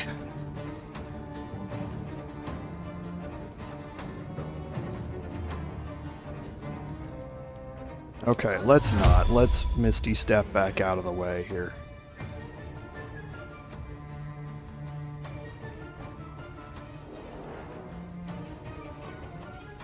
Now, I need to take a chance. I need to try and get Lae'zel back up, so... we will see how well this works. If he attacks Wyll, then Wyll's downed again.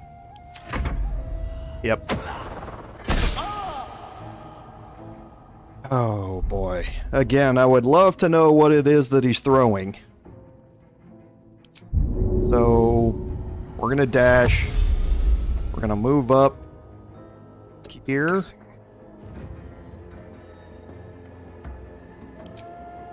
Sneak attack ranged. Alright. Then we're gonna move back. Over here. And we're going to hide. On the hunt. Time's the only way out. Okay. So let's work on the goblin boss here. Okay.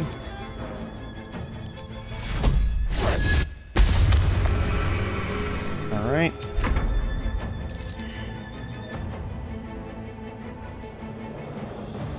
And we'll see what Ragzlin wants to do now. With both Wyll and Lae'zel down,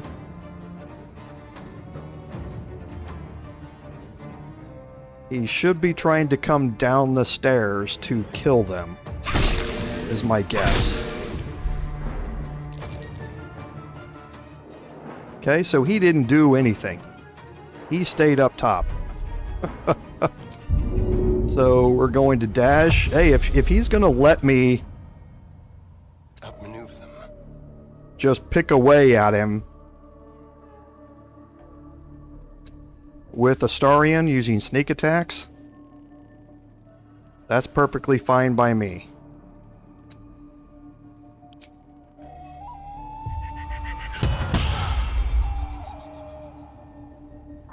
On my way. Into the shadows. Nothing important is ever easy. I didn't need that.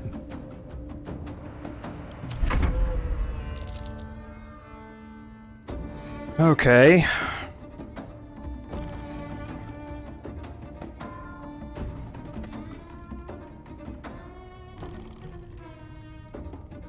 I could do without all this waiting for Zammy to make up her mind. Okay, so knocked me back into human form. And Dror is just stuck up here. Which is perfectly okay with me.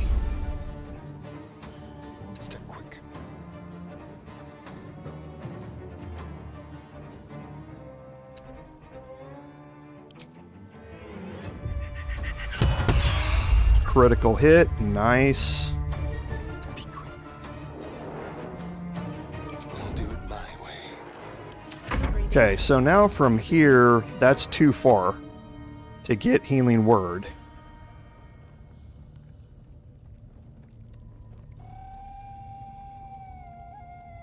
I'm not close enough to provoke an attack of opportunity there. So Healing Word is a bonus action.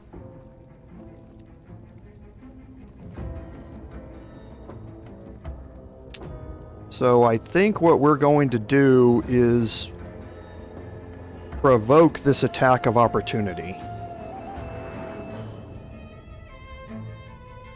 Yes, I think we are.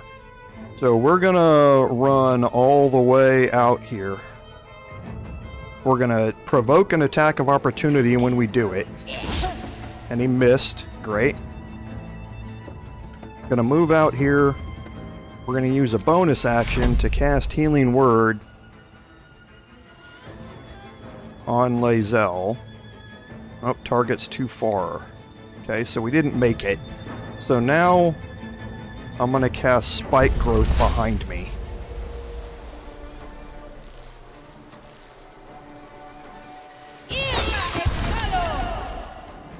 Okay.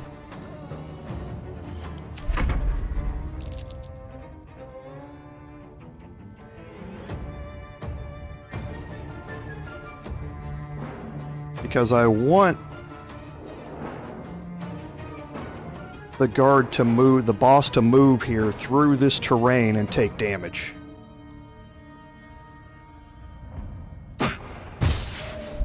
Okay, so he didn't, stayed right there. So that actually works out just as well.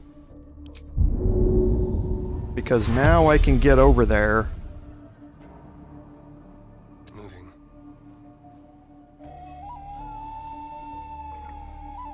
And pick them both up. And Astarion... Oh, come on. Quickly. I was about to say Astarion's the hero of this story. But he's not yet.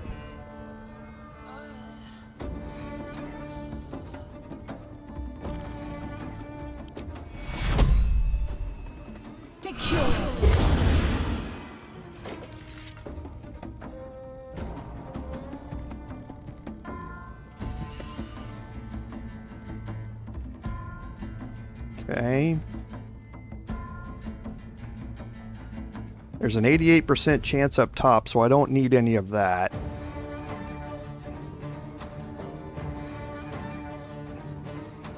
Okay.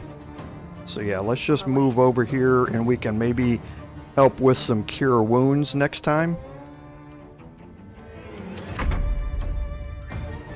Okay, so Lae'zel definitely needs to use Second Wind. Okay. No time to waste. She's going to work her way up here.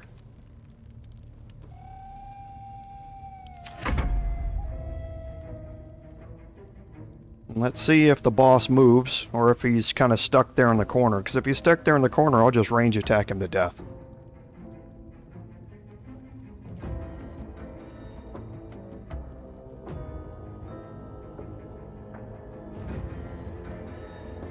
Okay, so he is moving, taking damage.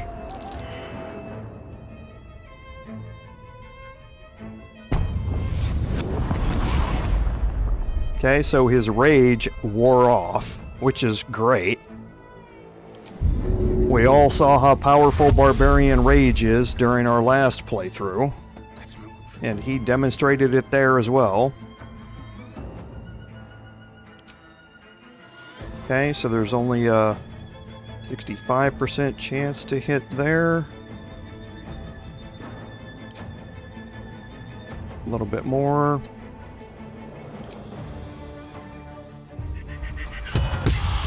Perfect. Okay, so now from here, I'm going to hide again. Let's have a little fun. Okay, I'm going to move over here. I'm going to use Cure Wounds. Might as well use level... Or it is only level 2, because that's the only one I have left. Get Wyll back up, because I'm definitely taking a long rest after this is over. So, not too worried about what else is happening now around me. So, Lae'zel, we don't need to do anything here, so we'll just bring her down here and get ready to go after this guard if he makes it through the rest of this. And since Zami's not moving, we will kill the spike growth concentration before we move over there to attack her.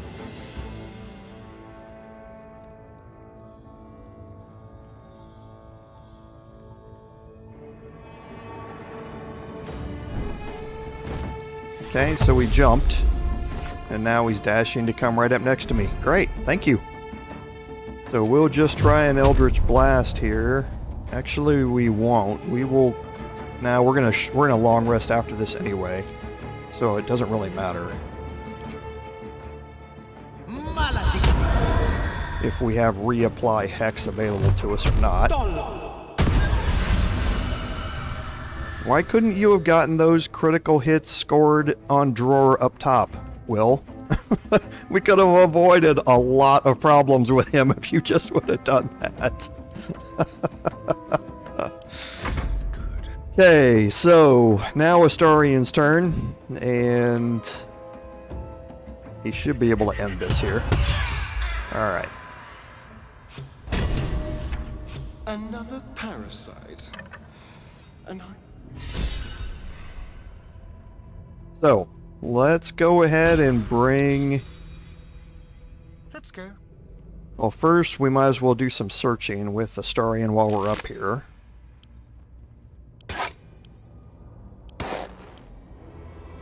Okay.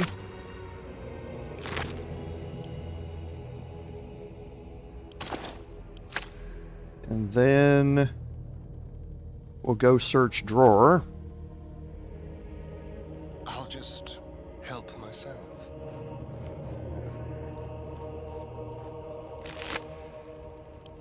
Speak with the Dead doesn't really matter. We'll probably end up selling it.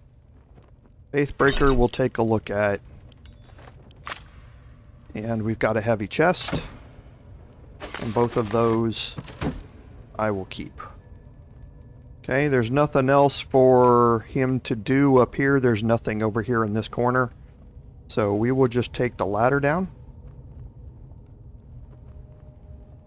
And get everybody grouped up downstairs.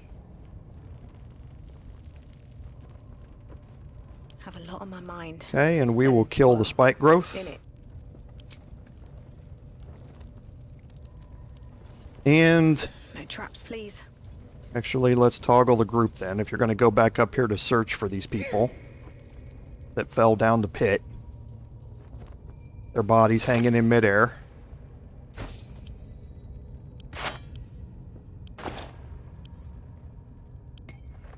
Okay, we got a smoke powder bomb. We will send that to Lae'zel as well, and we'll keep the key.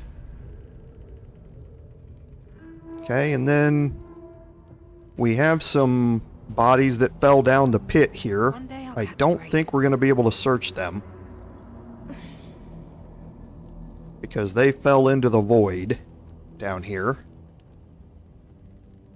Yeah, it doesn't look like it. Okay.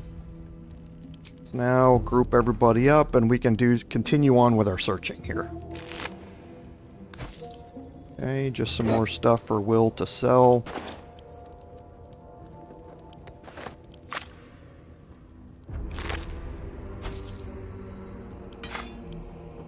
Okay, good. Bloodstone, always like seeing the money. Alright, now we do have a dead mind flayer here. Okay, so what we're going to do is change out our amulet. And cast Speak with the Dead. In Nocte As the corpse rises, your parasite squirms in recognition. Do you... Do you feel it too? There's no doubt this creature is responsible for your parasite, and it's waiting for your questions.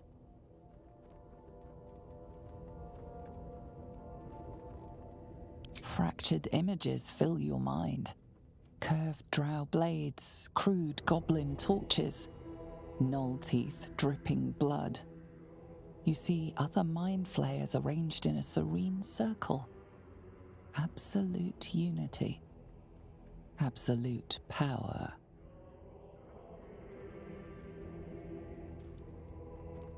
You see the tadpole in the mind flayer's hand. Not a parasite. Perfection. Rebirth his sloughing flesh. A new skull housing cold, sharp intellect.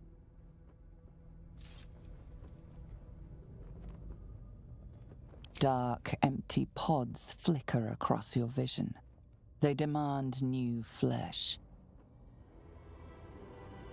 You see dark tunnels lit by noxious pools of brine.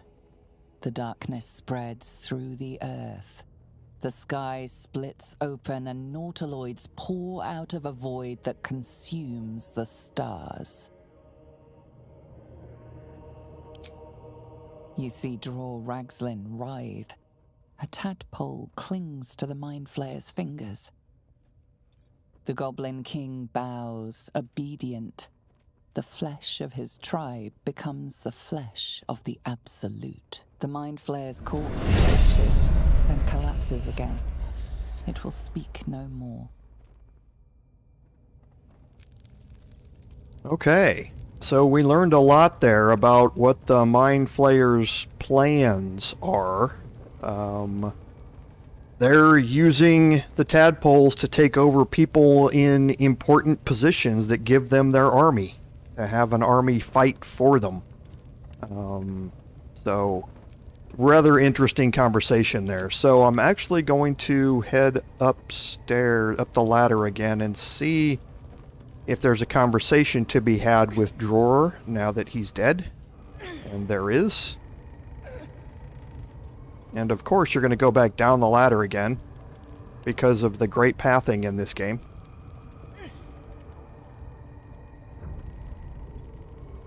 Okay, so we will recast Speak with the Dead on Dror here.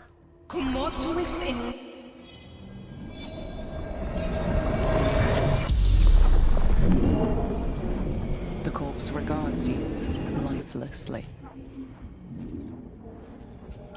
Beast rotting. Looter. Worg Pens. Squid. Fugitives. Needs. Absolute. Binds. Obedience.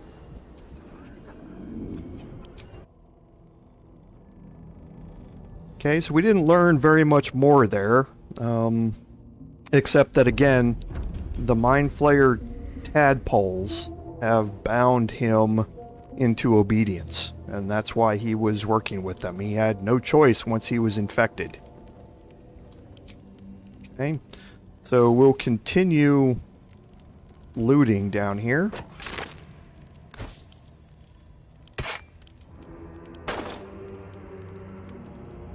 We will actually send that to Astarion, and we don't need the ladle. Here are the two spiders that we freed earlier. They came up, and they actually killed this warlock right here before they died.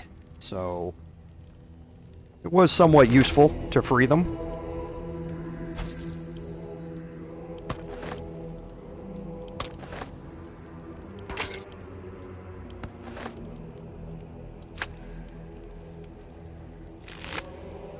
Okay, and just still a bunch more things to be able to sell off later on. So we'll take the cage key, and we'll also send the other smoke powder bomb to Lae'zel.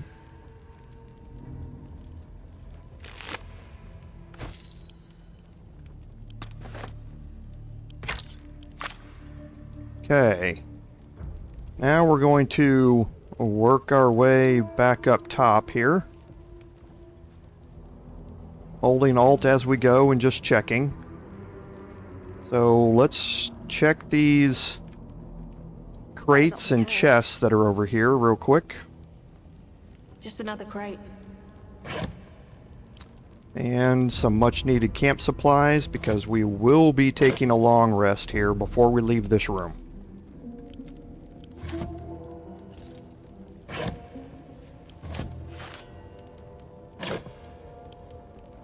Okay, so more camp supplies, and that's mostly what's going to be in this group of chests up here.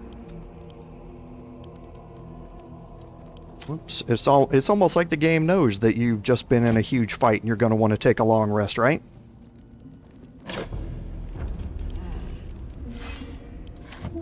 Open up.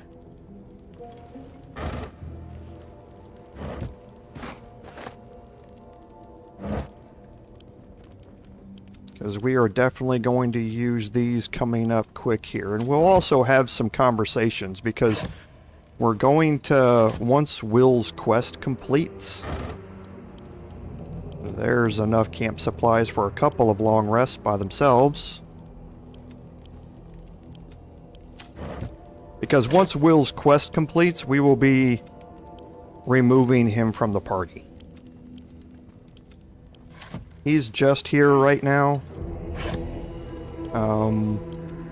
to complete his companion quest, which up to this point has only been to take care of these, to kill the goblins. So this is unlocked by Dror Ragzlin's key, and you have this huge, beautiful pile of treasure in here. Now it's all one piece. So unfortunately, there's not nearly as much gold in here as you actually see on the on the ground here. It would be nice if there was, but there's not. So some of this we will send to Wyll to keep, and the rest of this we will hold on to for now.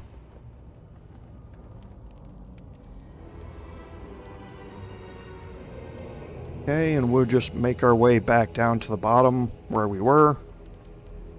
A couple of javelins that we could steal. Okay, back here around the back. Nothing else. You can sit in his throne if you'd like. Just looking cool, saying, "Hey, this is my camp now." Okay, and I don't know if I searched the warlock over here or not. I did. Okay. Alright, so without further ado, let's check our journal for a few things. So, Investigate Kaga does complete, because the refugees can now safely leave the grove. So the whole Kaga quest line, if you want to complete it, you have to do it before Halsin comes back. Because now that all the goblins are dead, Halsin is free to leave, so even if we don't go free him personally, which we're going to go do, he will leave on his own. So, the Investigate Kaga quest completes itself. We have defeated the goblins, so we should tell the tieflings about it. The Raid the Grove quest self-completed because we killed Minthara. So, Saza died. We do know that. We killed her. Steal the Sacred Idol. We weren't able to return the idol to Mold because it doesn't need it anymore. They can now leave. And Investigate the Beach. We did that. The situation has changed in the Grove. Mold is busy dealing with other matters. And that's all part of the Steal the Sacred Idol quest as well. So, the Blade of Frontiers. So, we do need to find Goblin Spike to have some sort of completion with him. But for now, what we're going to do is just take our long rest here.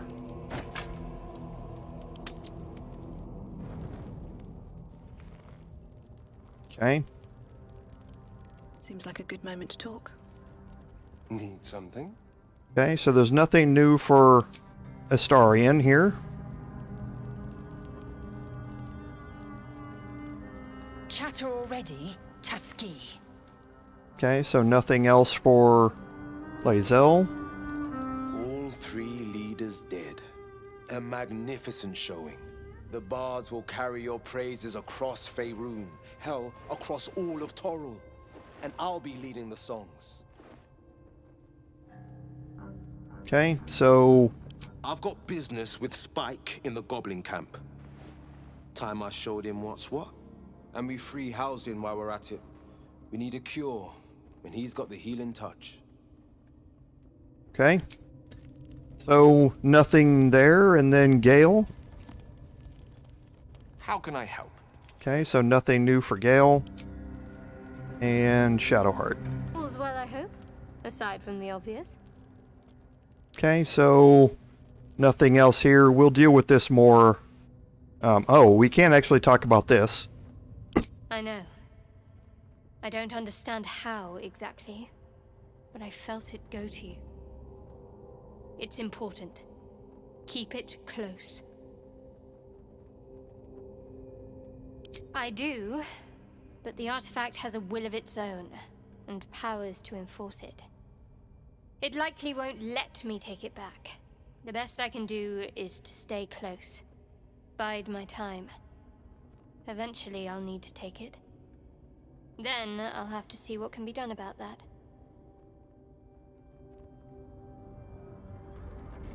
I suppose, if we're going to keep helping each other, I might as well tell you. I was part of a group sent to retrieve it. Bring it to Baldur's Gate for our goddess. I worship Shah, the mistress of the night. It's my mission to deliver the artifact to her secret cloister in Baldur's Gate. Now that you have the truth, please don't make a big fuss about it.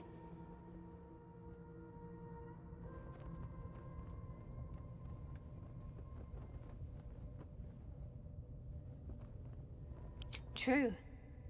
I didn't think you'd react so pragmatically. Perhaps I should have told you sooner.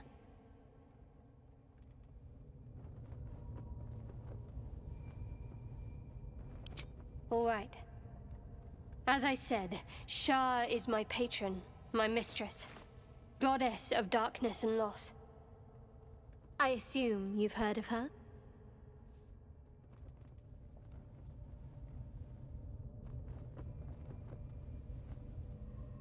My Lady Shah is the Night Singer, the patron of darkness and loss. Most fear the dark, like children, because in darkness they see their fears reflected. But Shah teaches us to step beyond fear, beyond loss. In darkness, we do not hide. We act. Pain, hope, the promise of better days. All of these are heavy cloaks that bend our backs and burden our hearts. We shed those cloaks. Before Shah, we stand gloriously naked, beyond the vanities of mortals.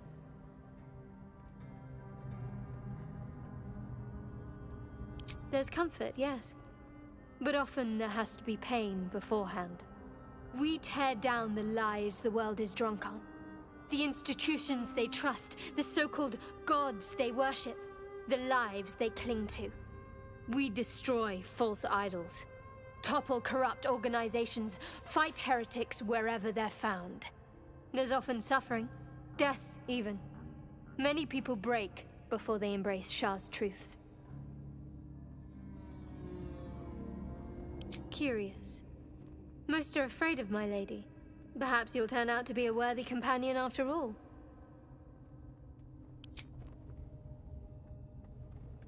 Okay, so interesting conversations there with her. She's finally opened up about the artifact itself.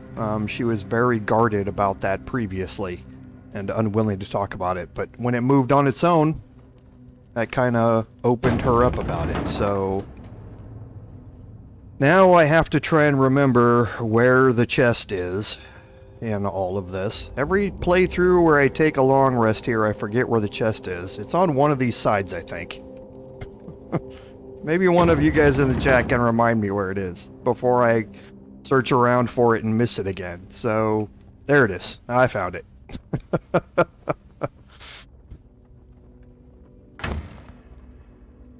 Okay, so there's 9, 15, and 24 is 39, 40.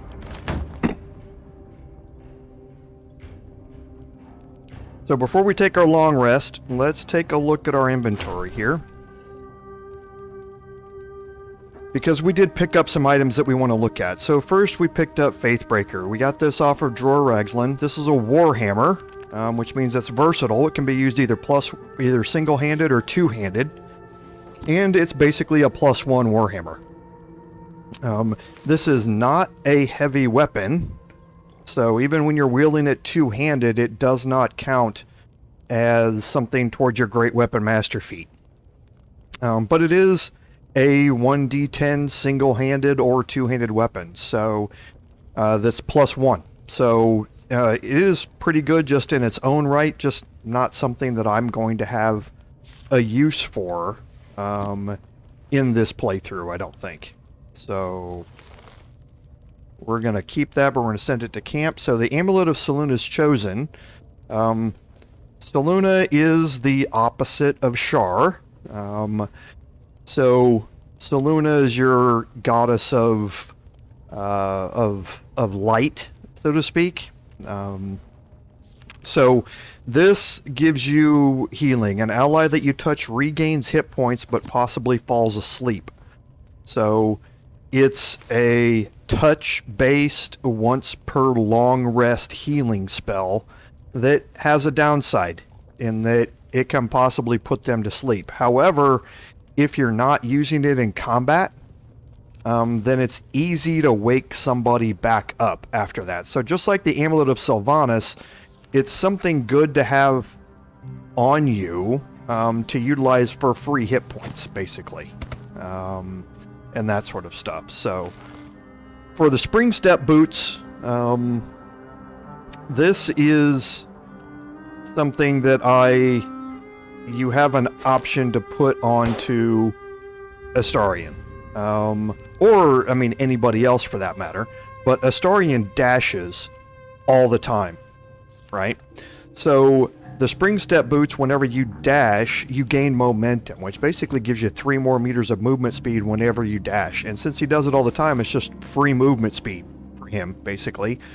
Or he can put the Boots of Striding on.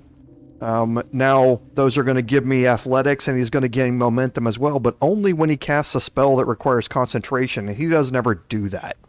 So I think the Spring Step boots are a much better use for him, even though, again, like I said, it would look... Where did those go? Oh, there they are.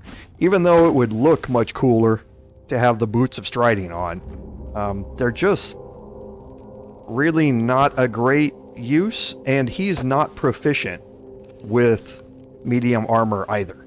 So having the Spring Step boots on him is just a straight upgrade in all respects for him. Now, as far as the Boots of Striding, again, Lae'zel isn't going to be casting concentration spells. I am the only one who's going to be casting concentration spells, so I guess the Boots of Striding are going to me for now. And we'll get some use out of them, but probably not a whole lot. Now, the Helmet of Grit. When the wearer has 50 hit points or less, they have an additional bonus action, and you get dexterity saving throws +1. So, a bunch of things that trigger when you're less than 50% hit points. So the Moondrop Pendant, Lae'zel's not going to get opportunity attacks. For me, I have Leviathar's Love, which is going to allow me to gain extra hit points when I'm less than that. So the Helmet of Grit synergizes fairly well with what Lae'zel is already wearing. And then the helmet here, I'm proficient in medium armor, so now they can't land critical hits on me. So just a bonus for everybody involved. So I think that's it.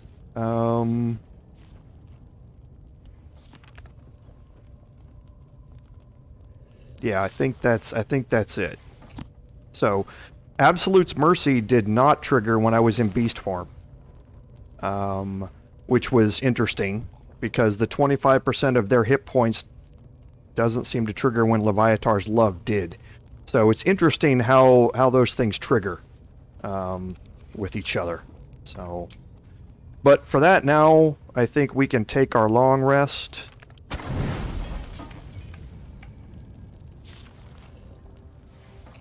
So I wonder why it's using the Gruul instead of the Belladonna. The Belladonna's not even showing up in the list here. Oh well, the Gruul's not a big deal. It's free healing, but doesn't really matter. You're always a pleasure to watch. Every day you become stronger. Every night you grow. But you deserve even more. Her fingers flex against her thigh, coiled with tension, longing. Let me help you.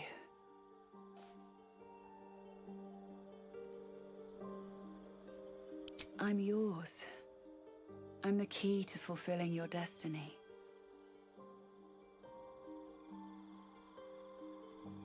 The realms will tremble with the change you bring. A glorious, beautiful renewal. Such an iron will. But you'll be ready soon enough. I'll give you a taste of what's to come.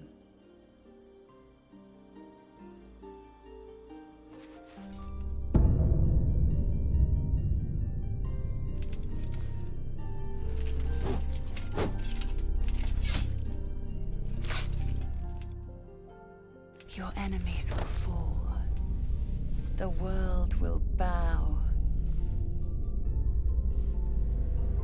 You'll have everything you could ever desire.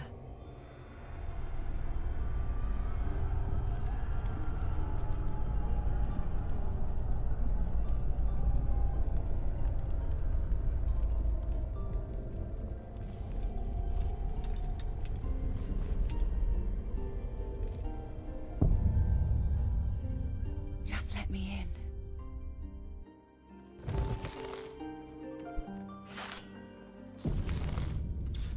Okay, so we still haven't taken our long rest yet. The more often you use your powers, the more of those cutscenes you're going to see, is basically how it works. So let's go talk to Astarion here. Master, please, move back!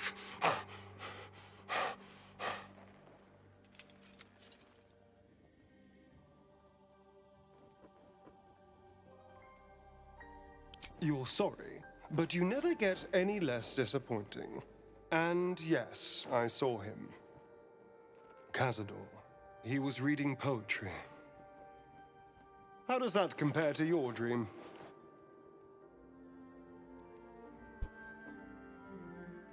Well, at least my vision was based in reality. Cazador was actually a poet. He used to carve his verses into our flesh. Said he'd turn us into art. He once spent all night with a razor, drafting and redrafting a sonnet on my back. Apparently, the more I screamed, the more mistakes he made, and the more editing was required.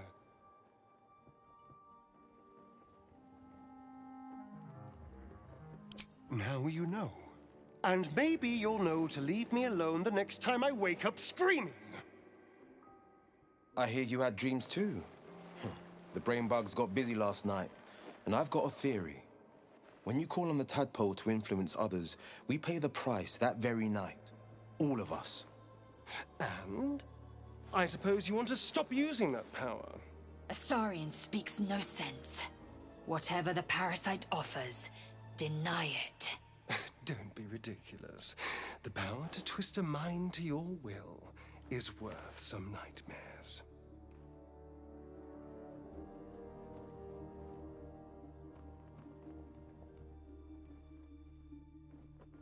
Exactly.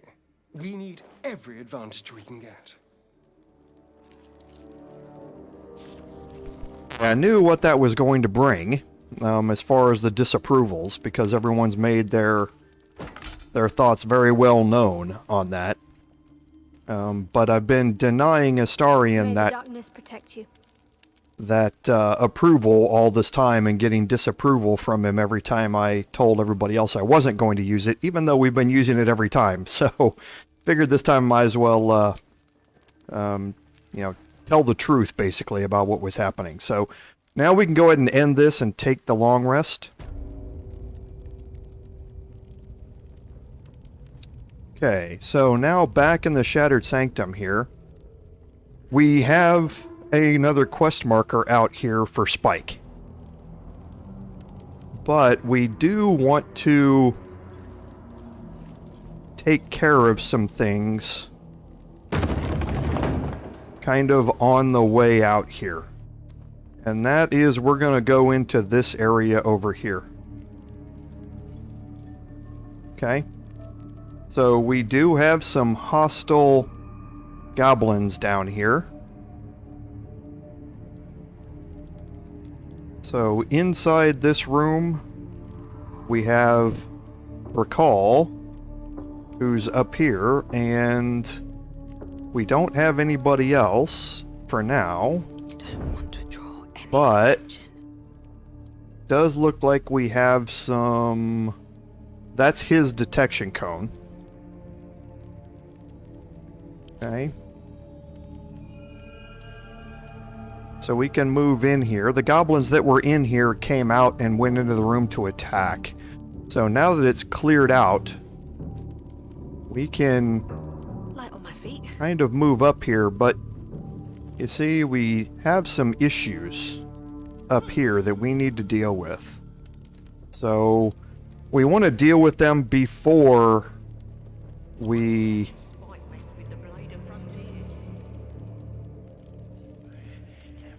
take care of Brakal in the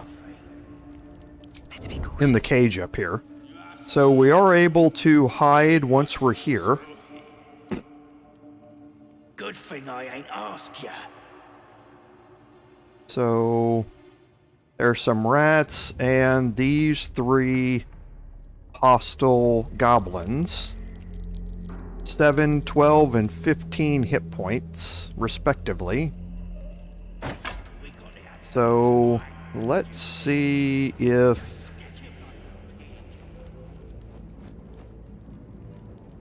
I see him. Slice off his fingers and fry him for supper. I just love a good finger fry. Okay. So if we cast Cloud of Daggers here, we can hit all 3 of them, it looks like.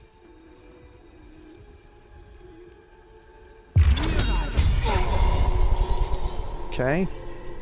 Oh, and his stealth was successful. Okay. I didn't move him. I tried to move him, but wasn't able to. At least he rolled very well on initiative, so I'm going to move him back out of the way 2 steps at a time. over here.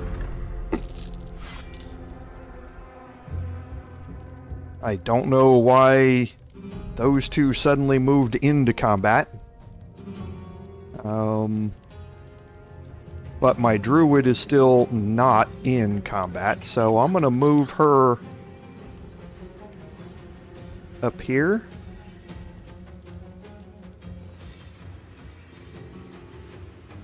And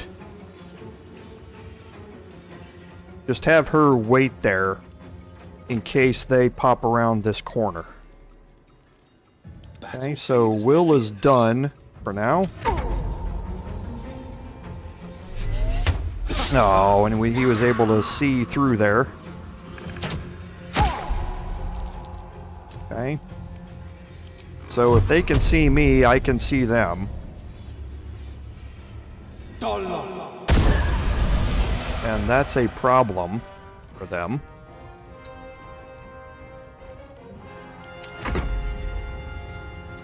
And he can still see from there. Let's go. Okay, so from here, 50% chance to hit. Okay. and Cloud of Daggers killed the other one. So now I don't have to hide anymore, and while they're dead, I can go in here and do some searching. Those gobbos are talking about me.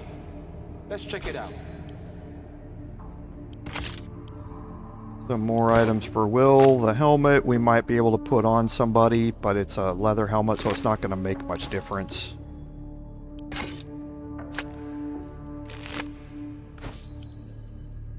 Okay, so Wyll's finally overloaded. Okay, and there's nothing else in here I've seen everything. to be able to see or anything like that. What just happened there?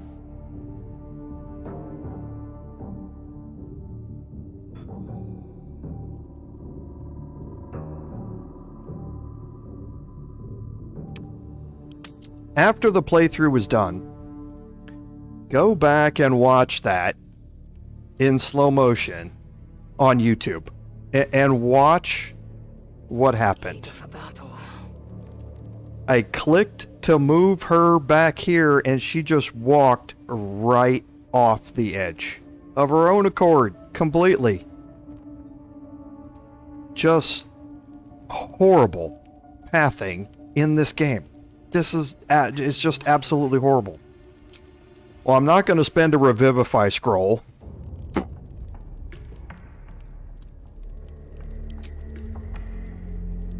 Onward. So why can I not long rest? No, I'm not walking in there again. Let's go back over here. See if we can take another long rest in here and get Withers to resurrect her.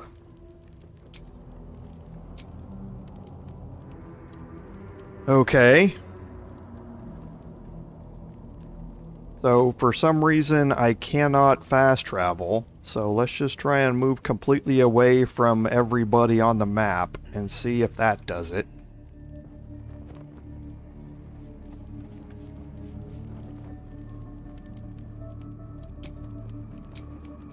Nope. This might be because it's the main character. So I don't have a choice when it comes to resurrecting the main character except to use a scroll of Revivify.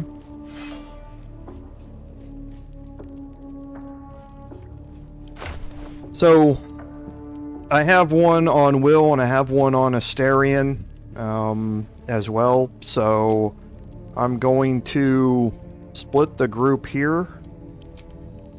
I'm going to take Astarion in here.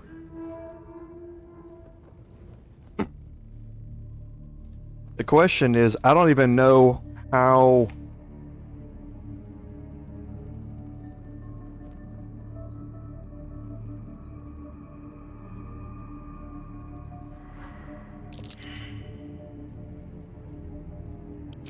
how this is going to work.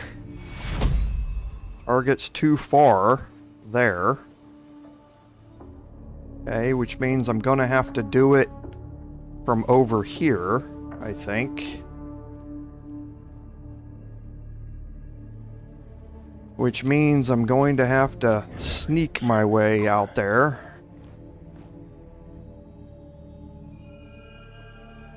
And that's going to become a huge problem.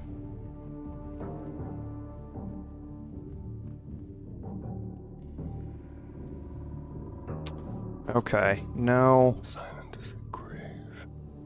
Well, everybody's hostile out here. Everybody's hostile. So I'm gonna have to go through this encounter before I can revive her. There's just no choice here. I hate the pathing. The one major thing that I can complain about in this game is the pathing. I crave blood. It's just Objective noted. horribly, horribly bad. So let's go out here and kill the goblins in this room.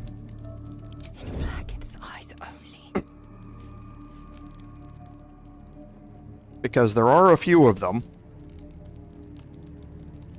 So let's go kill the goblins in this room here, and then we will revive my druid. I shouldn't linger. Okay, so I'm going to move Lae'zel out here. I'm going to wait for the detection cones to move away from her, so as these people turn around, and I'm going to get an attack ready on this booyog here. Your pain, my pleasure. Nope. Nope, you're going to get seen, and you can't turn around. Okay. She didn't roll too bad on initiative. What is it? So now Astarion here. I can move Astarion up top. Element of surprise. And I can get Wyll moving.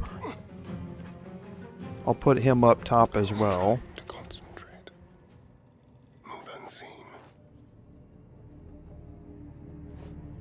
Strength in silence. Okay. Every step counts. I will start Wyll moving.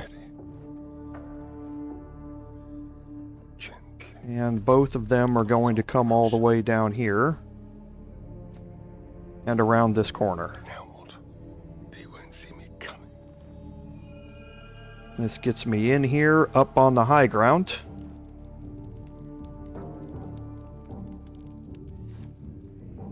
Strength in silence. Okay, same thing with Wyll. Now, there's no ladders on this side. The ladder's over there, so I'm going to keep both of them over here on this side.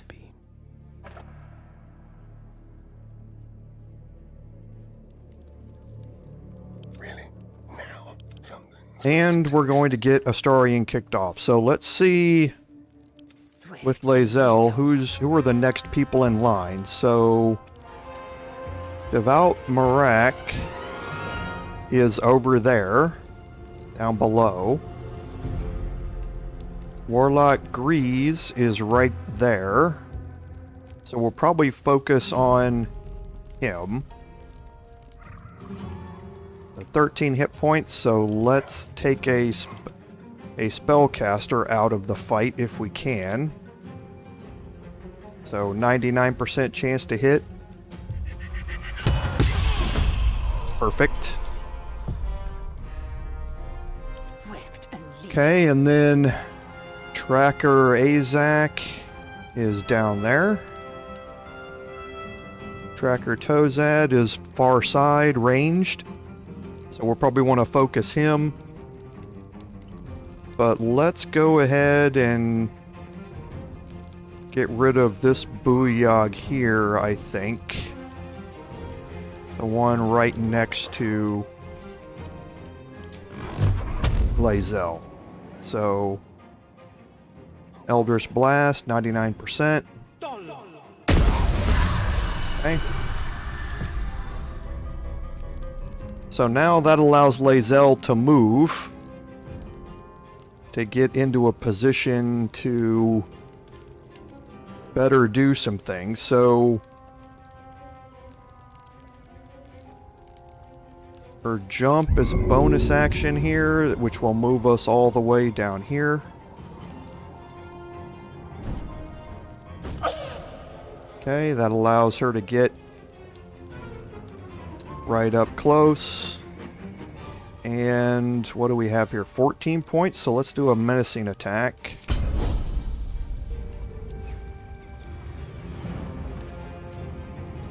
Yes. Okay. So good. That allowed us to kill a lot of people.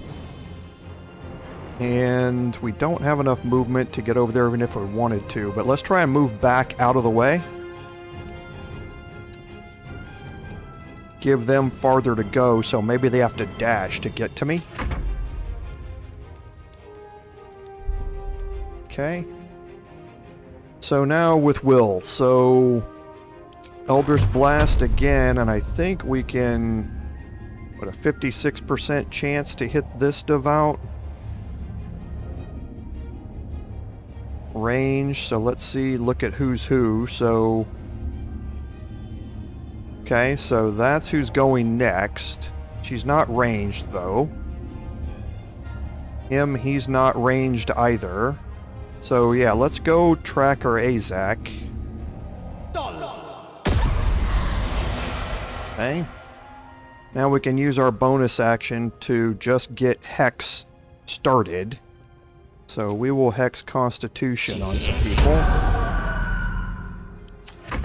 Okay, so Gribbo is now going to dash. It's fine.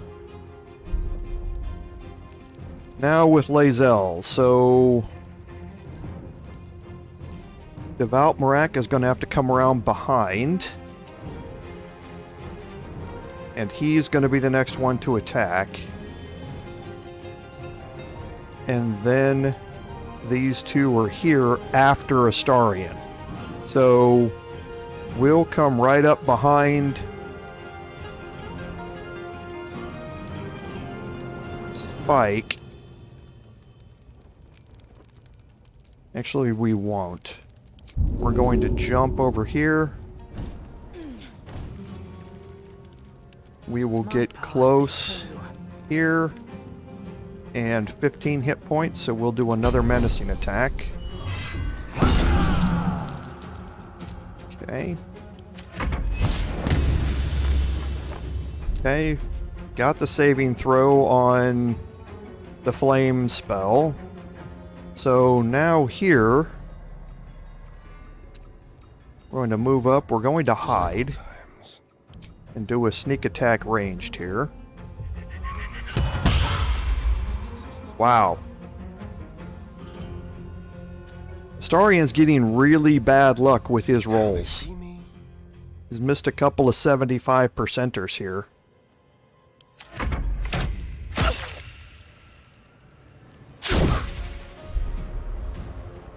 Okay, so now with Wyll, we're going to have him go after his main nemesis here. And that's Torturer Spike. Wow. And he critted. Nice. Okay, Gribbo's still trying to get in range. And Lae'zel will take advantage of that.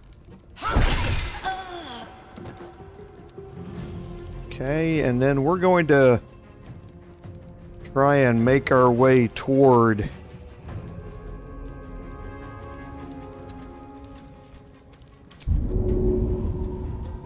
the Devout here.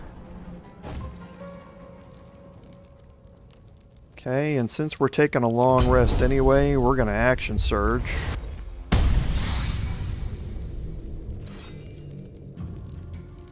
And 14 hit points, so we'll use another superiority die. Okay, now we've just got one left. And he's over here. So we will dash with Astarion. Get him over here to get in range. And he should be able to do a sneak attack from up here.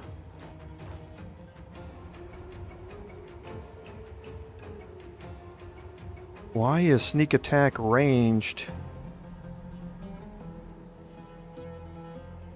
not available? That's interesting. Okay, well, I was able to get the kill anyway. So now with these two, I'm going to have them, Wyll and Astarion both, come over and use the ladder to go down. And you can see, once I've cleared out the goblins, everybody else is going to leave. So Abdarak is going to leave. Foot forward.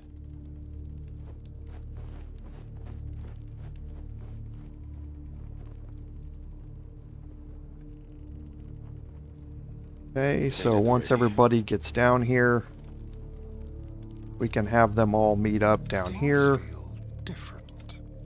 with Lae'zel, and we can group everybody up.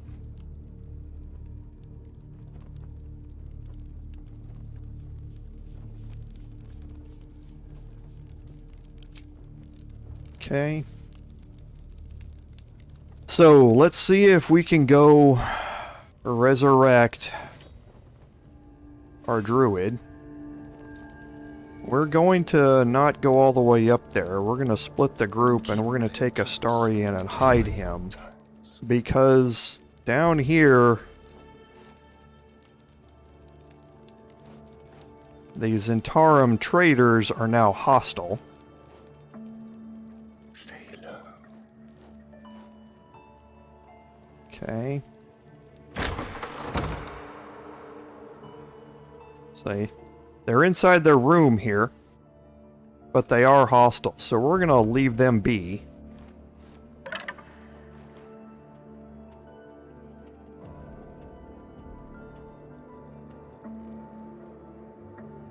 Come over here and now see if we can...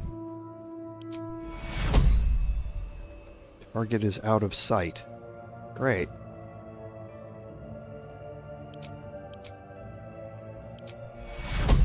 Target is out of sight.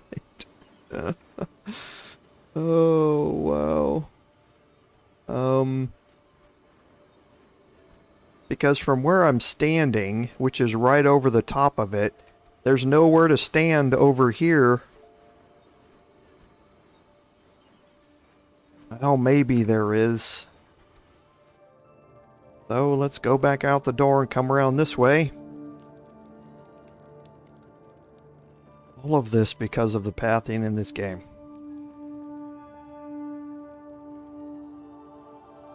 See if I can move him right up here and hopefully not fall off the cliff.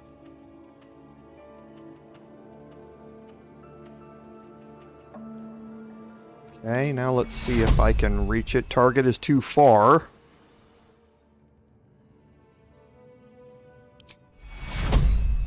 Target is too far.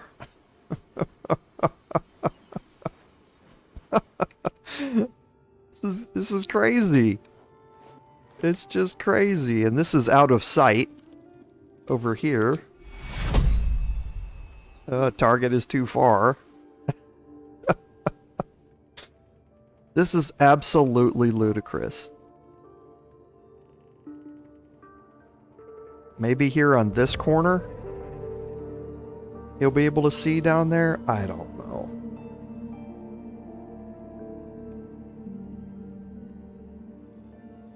Oh boy. This game.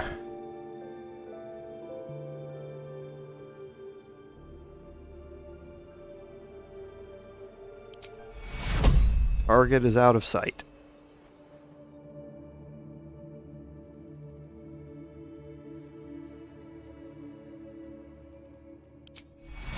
Okay.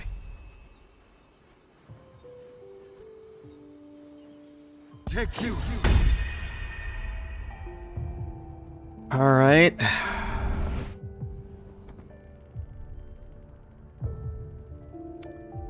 So now we will take both of them over here. I don't have to hide them because the Zentarum are inside their room over here behind a closed door, so should be okay to get out here. I've got a long road ahead. Now let's toggle group mode. And we can go back in here because we still have something that we need to do back here. And I can take a couple of short rests because I'm going to take a... well, do I need to? I don't really need to take a long rest. So we'll go back in here. And now Astarion failed his perception check. Okay. So we're going to split the group and we're going to have Astarion cast guidance on anybody else. Okay, and now we will walk up here close. Okay, so be cautious. Druid found that the cage is trapped. So now we can go up here with Astarion and we can disarm this trap. Okay, so we can add in the guidance bonus. It's a DC of 15, but we have a bonus of 9 to 12 here.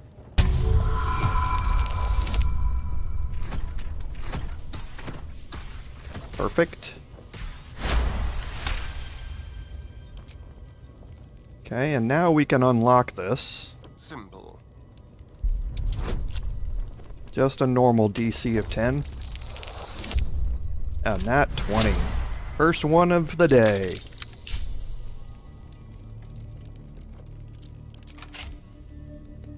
And now we can open up the door and let him out. Ha! Look at where the Absolutes love gotten. Dead! Thanks for breaking me out. Gonna find me a new tribe. One that appreciates the old ways. Okay, so that's all that happens in early access, but maybe that encounter will lead to something else in the full version. We'll just have to wait and see. So, Thieves' Tools, I don't need any more of those or the Trap Disarm kits. And I'm going to toggle the group here just so everybody's not walking around on cliffs, hoping to fall off, and everything else.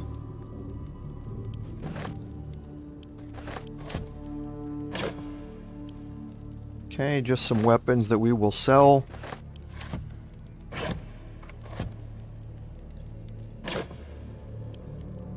Okay, more of the same. Once we finish up in here, we'll just be selling all of these items. The gods are watching me. Yeah, you can come up here. There's not much, there's nothing else to do up here for now. Who knows? Again, there might be something to do in the full version.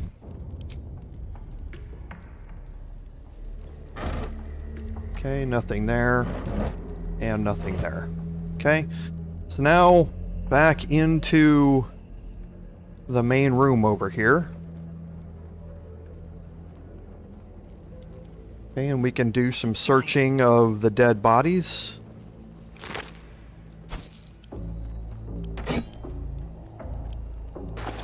Okay, just a regular bottle that we don't need. Okay, Lookout Grush.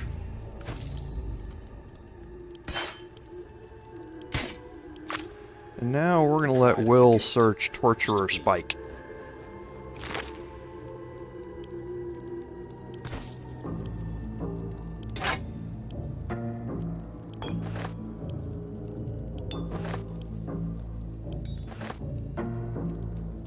Eyeball. My eyeball. Okay. What's worse? That Spike kept it with the eye recognized it. Okay, so that's the main thing that we needed to get back from Spike.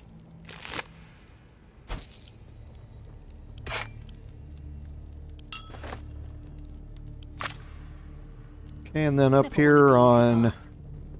up top, we did leave a body up here.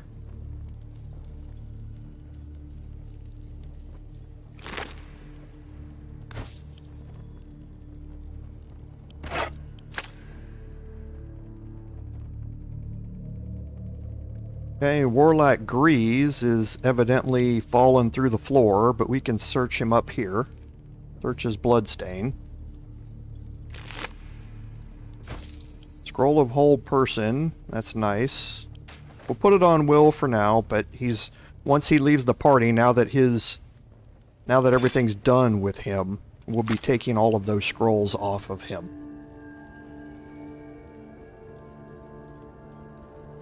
Okay. And now we have something that we need to do over here. We can search the tracker.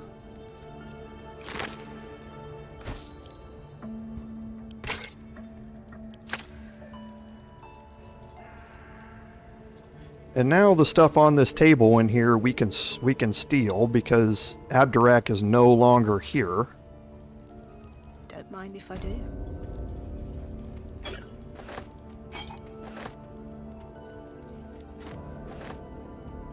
Okay. And now we can come here into this room.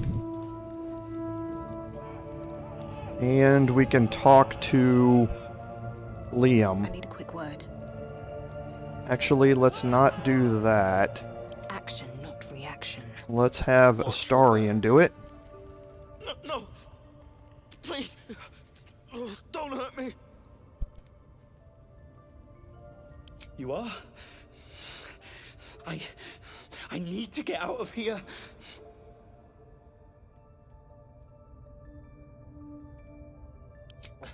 Yes. It should be here somewhere. They said there was a hidden passage underneath this temple. The place was supposed to be abandoned when we arrived. But Brian had instructions, but the goblins got him. They said they'd eat him. Please, please, these shackles. I don't want to die. Thank you. Thank you so much.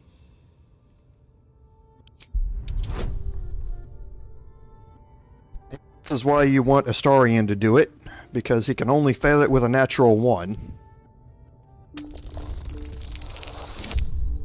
Wow.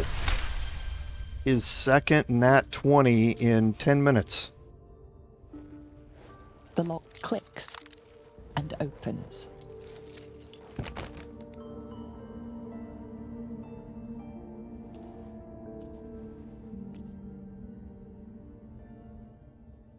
Thank you. I better go before they catch us. I should be able to make it to the grove on my own. They need to know they're in danger. I don't know. The boss didn't say. He just said some wizard called Larian would reward us if we found it. That's all.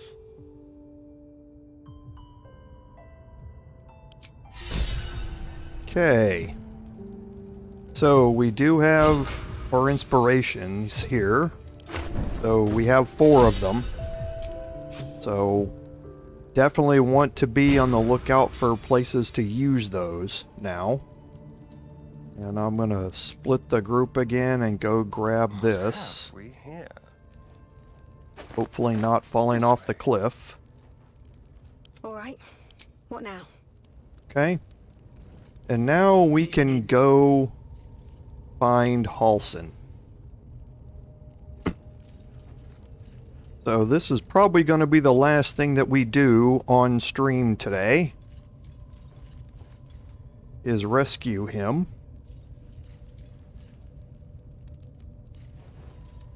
We've already searched these bodies, and I believe we searched the sarcophagi, but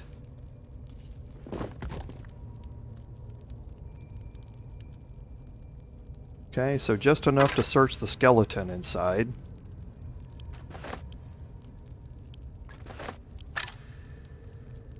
What's in here? Yeah, I think I did search these already. I just didn't search that one over there. Yep. Okay, so now when we go in here, I'm gonna hide. I'm also going to take my second... No, I don't want to.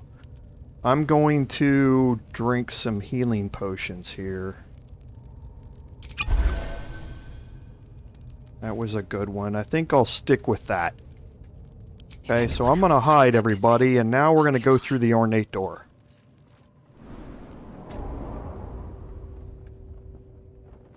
Okay. And then we're going to make our way into this room over here. And that's why you want to hide, because now we are not detected. And we've made our way here into this room with the entire party. So I'm going to toggle the group. And I'm going to kind of move everybody out of sight. On the prowl.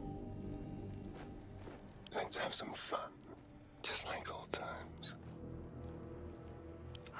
Don't want to think about why my eye is itching. Okay.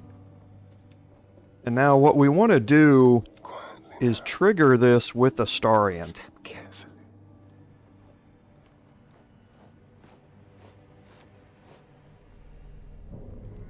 Okay, and we're going to wait. You can see we can get a sneak attack ranged through that door all the way out to here. So we want to wait for the patrolling goblin to come back. And we want to make a ranged sneak attack here. Hopefully we can one-shot him. And no one will be the wiser to the fact that he's dead. But we'll see how well that goes when he comes back.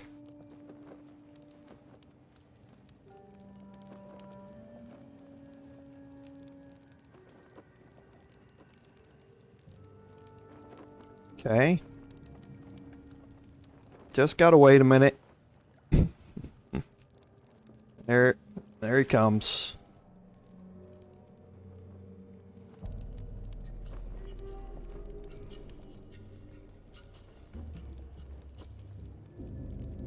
Okay, here we go.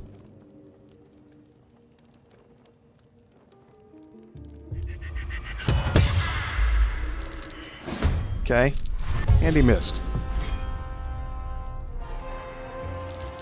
Okay, it doesn't really matter. He dashed. So we're just going to move around behind him. We're going to hide. Let's find some prey. We're going to do a melee sneak attack. Okay. And now we'll do our offhand attack. Good to go. Okay, so now we'll have Astarion hide again. That's a friendly-looking shadow. Into the shadows. Okay, and now no one's the wiser to that. So we're going to take Astarion out here and just scout around a little bit and see what we can see. There better be a soft bedroll in my near future.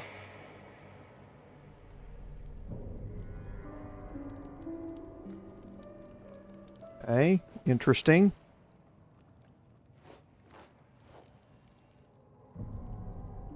Interesting.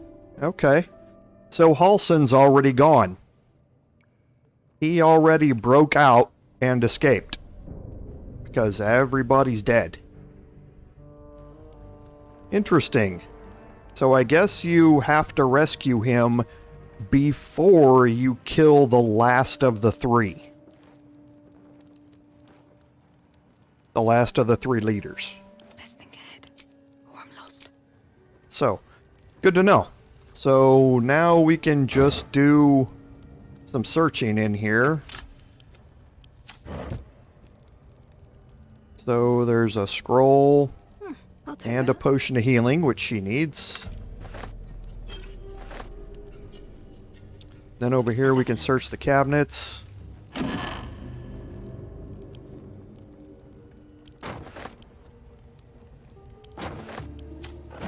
Okay, and now we can cross the hallway here.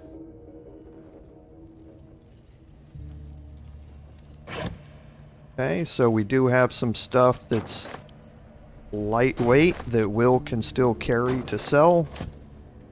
And we have a wooden chest. We'll walk up to it, make sure it's not trapped.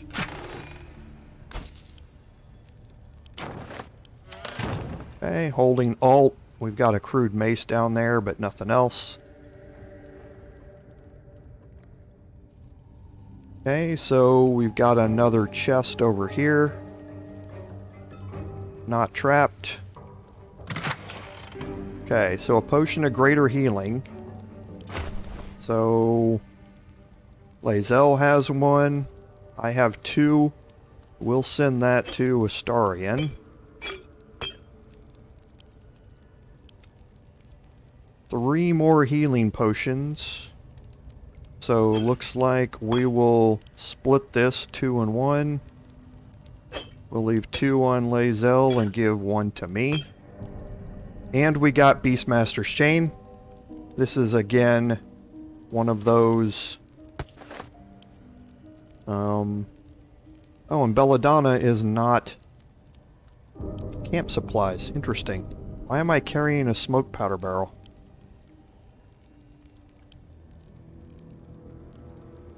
No idea.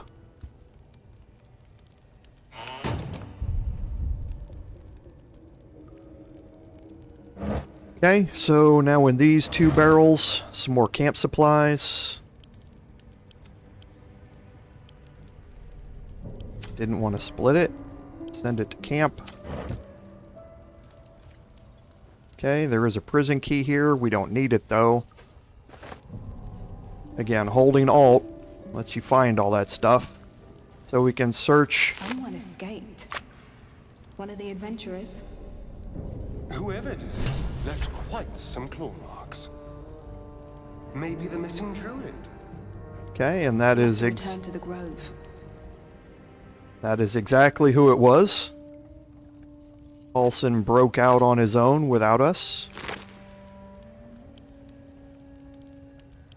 Okay, and the line breaker boots, which we'll go over here in just a second. This needs to go to Wyll, I think. More camp supplies, more stuff for Lae'zel to sell. I think Astarion probably has too many grease bottles now, but we will take a look here in a second.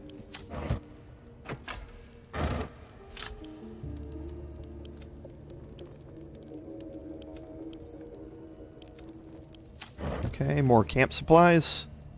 Water barrel. This is where Halsin was kept. Was in here.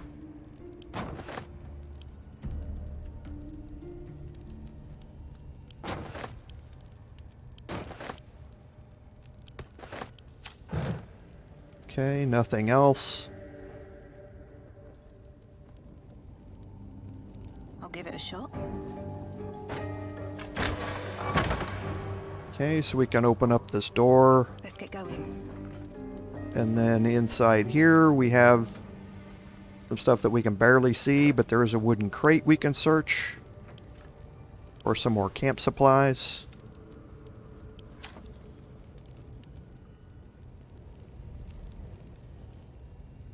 And we've got another crate with some more camp supplies.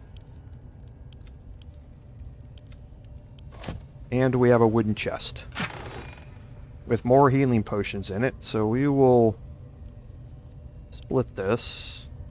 And we will split this. We will send one each. Okay. Holding Alt. Nothing else in here, so we can walk back out. Okay, heading back up the stairs and over to this other side. Okay, there is a silver tray up here. The pride which of I the think gate. Wyll can nope, it's not gonna, it's gonna encumber him. Indolence breeds madness. So we'll see if Lae'zel can pick it up. She can. Do. These 2 chests are And move. empty. And I haven't been auto-saving. It's a good thing it did. These 2 chests are empty. These are always at jail cells. This is where your stuff ends up if you ever get thrown in jail. And we've got a locked door here. How delicious. Oh, for a skeleton key. Not ever a problem for Astarion. It's got a DC of 15, so we'll up his chances. Didn't need it.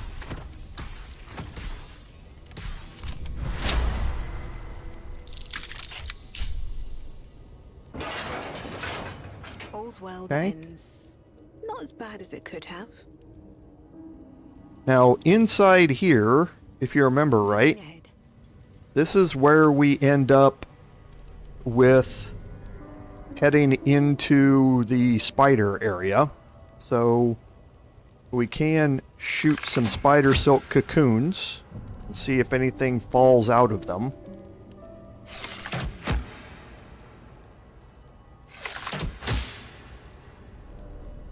Okay, nothing came out of that one.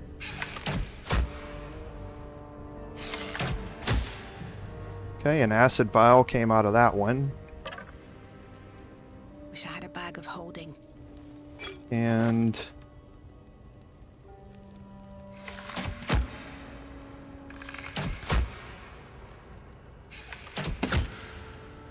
And nothing came out of that one. Okay. So then here we have a mysterious hole that we can interact with. That has a dead elf in it. Decaying legs protrude from the hole. A failed escape, it seems.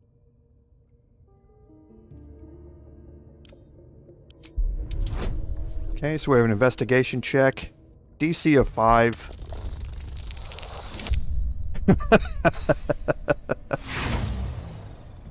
Well, we have 4 inspirations. We don't want to stay at 4. We want to be below that, so this gives us an opportunity to do it again. So there we go, we pass it.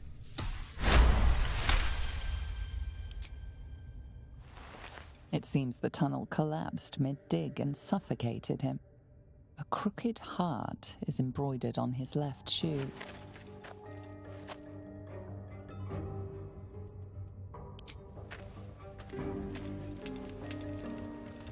The body comes loose, revealing a tunnel. Perhaps you can escape where he failed. Okay, so this is all, if you get captured, this is a way out. This mysterious hole, if you click on it, maybe some extra force can clear it. That's interesting.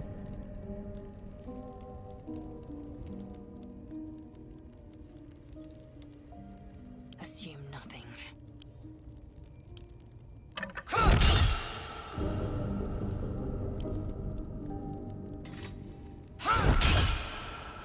Okay.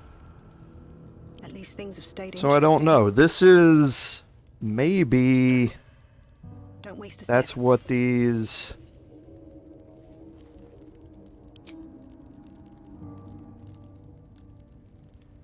heavy stones are for. Assume nothing.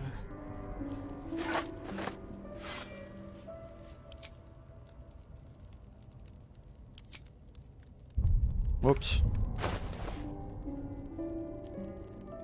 Where did the heavy stone go? Why is she carrying a skull?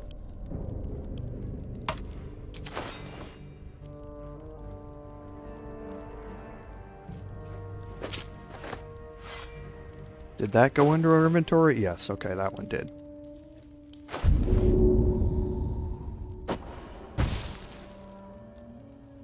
Curious.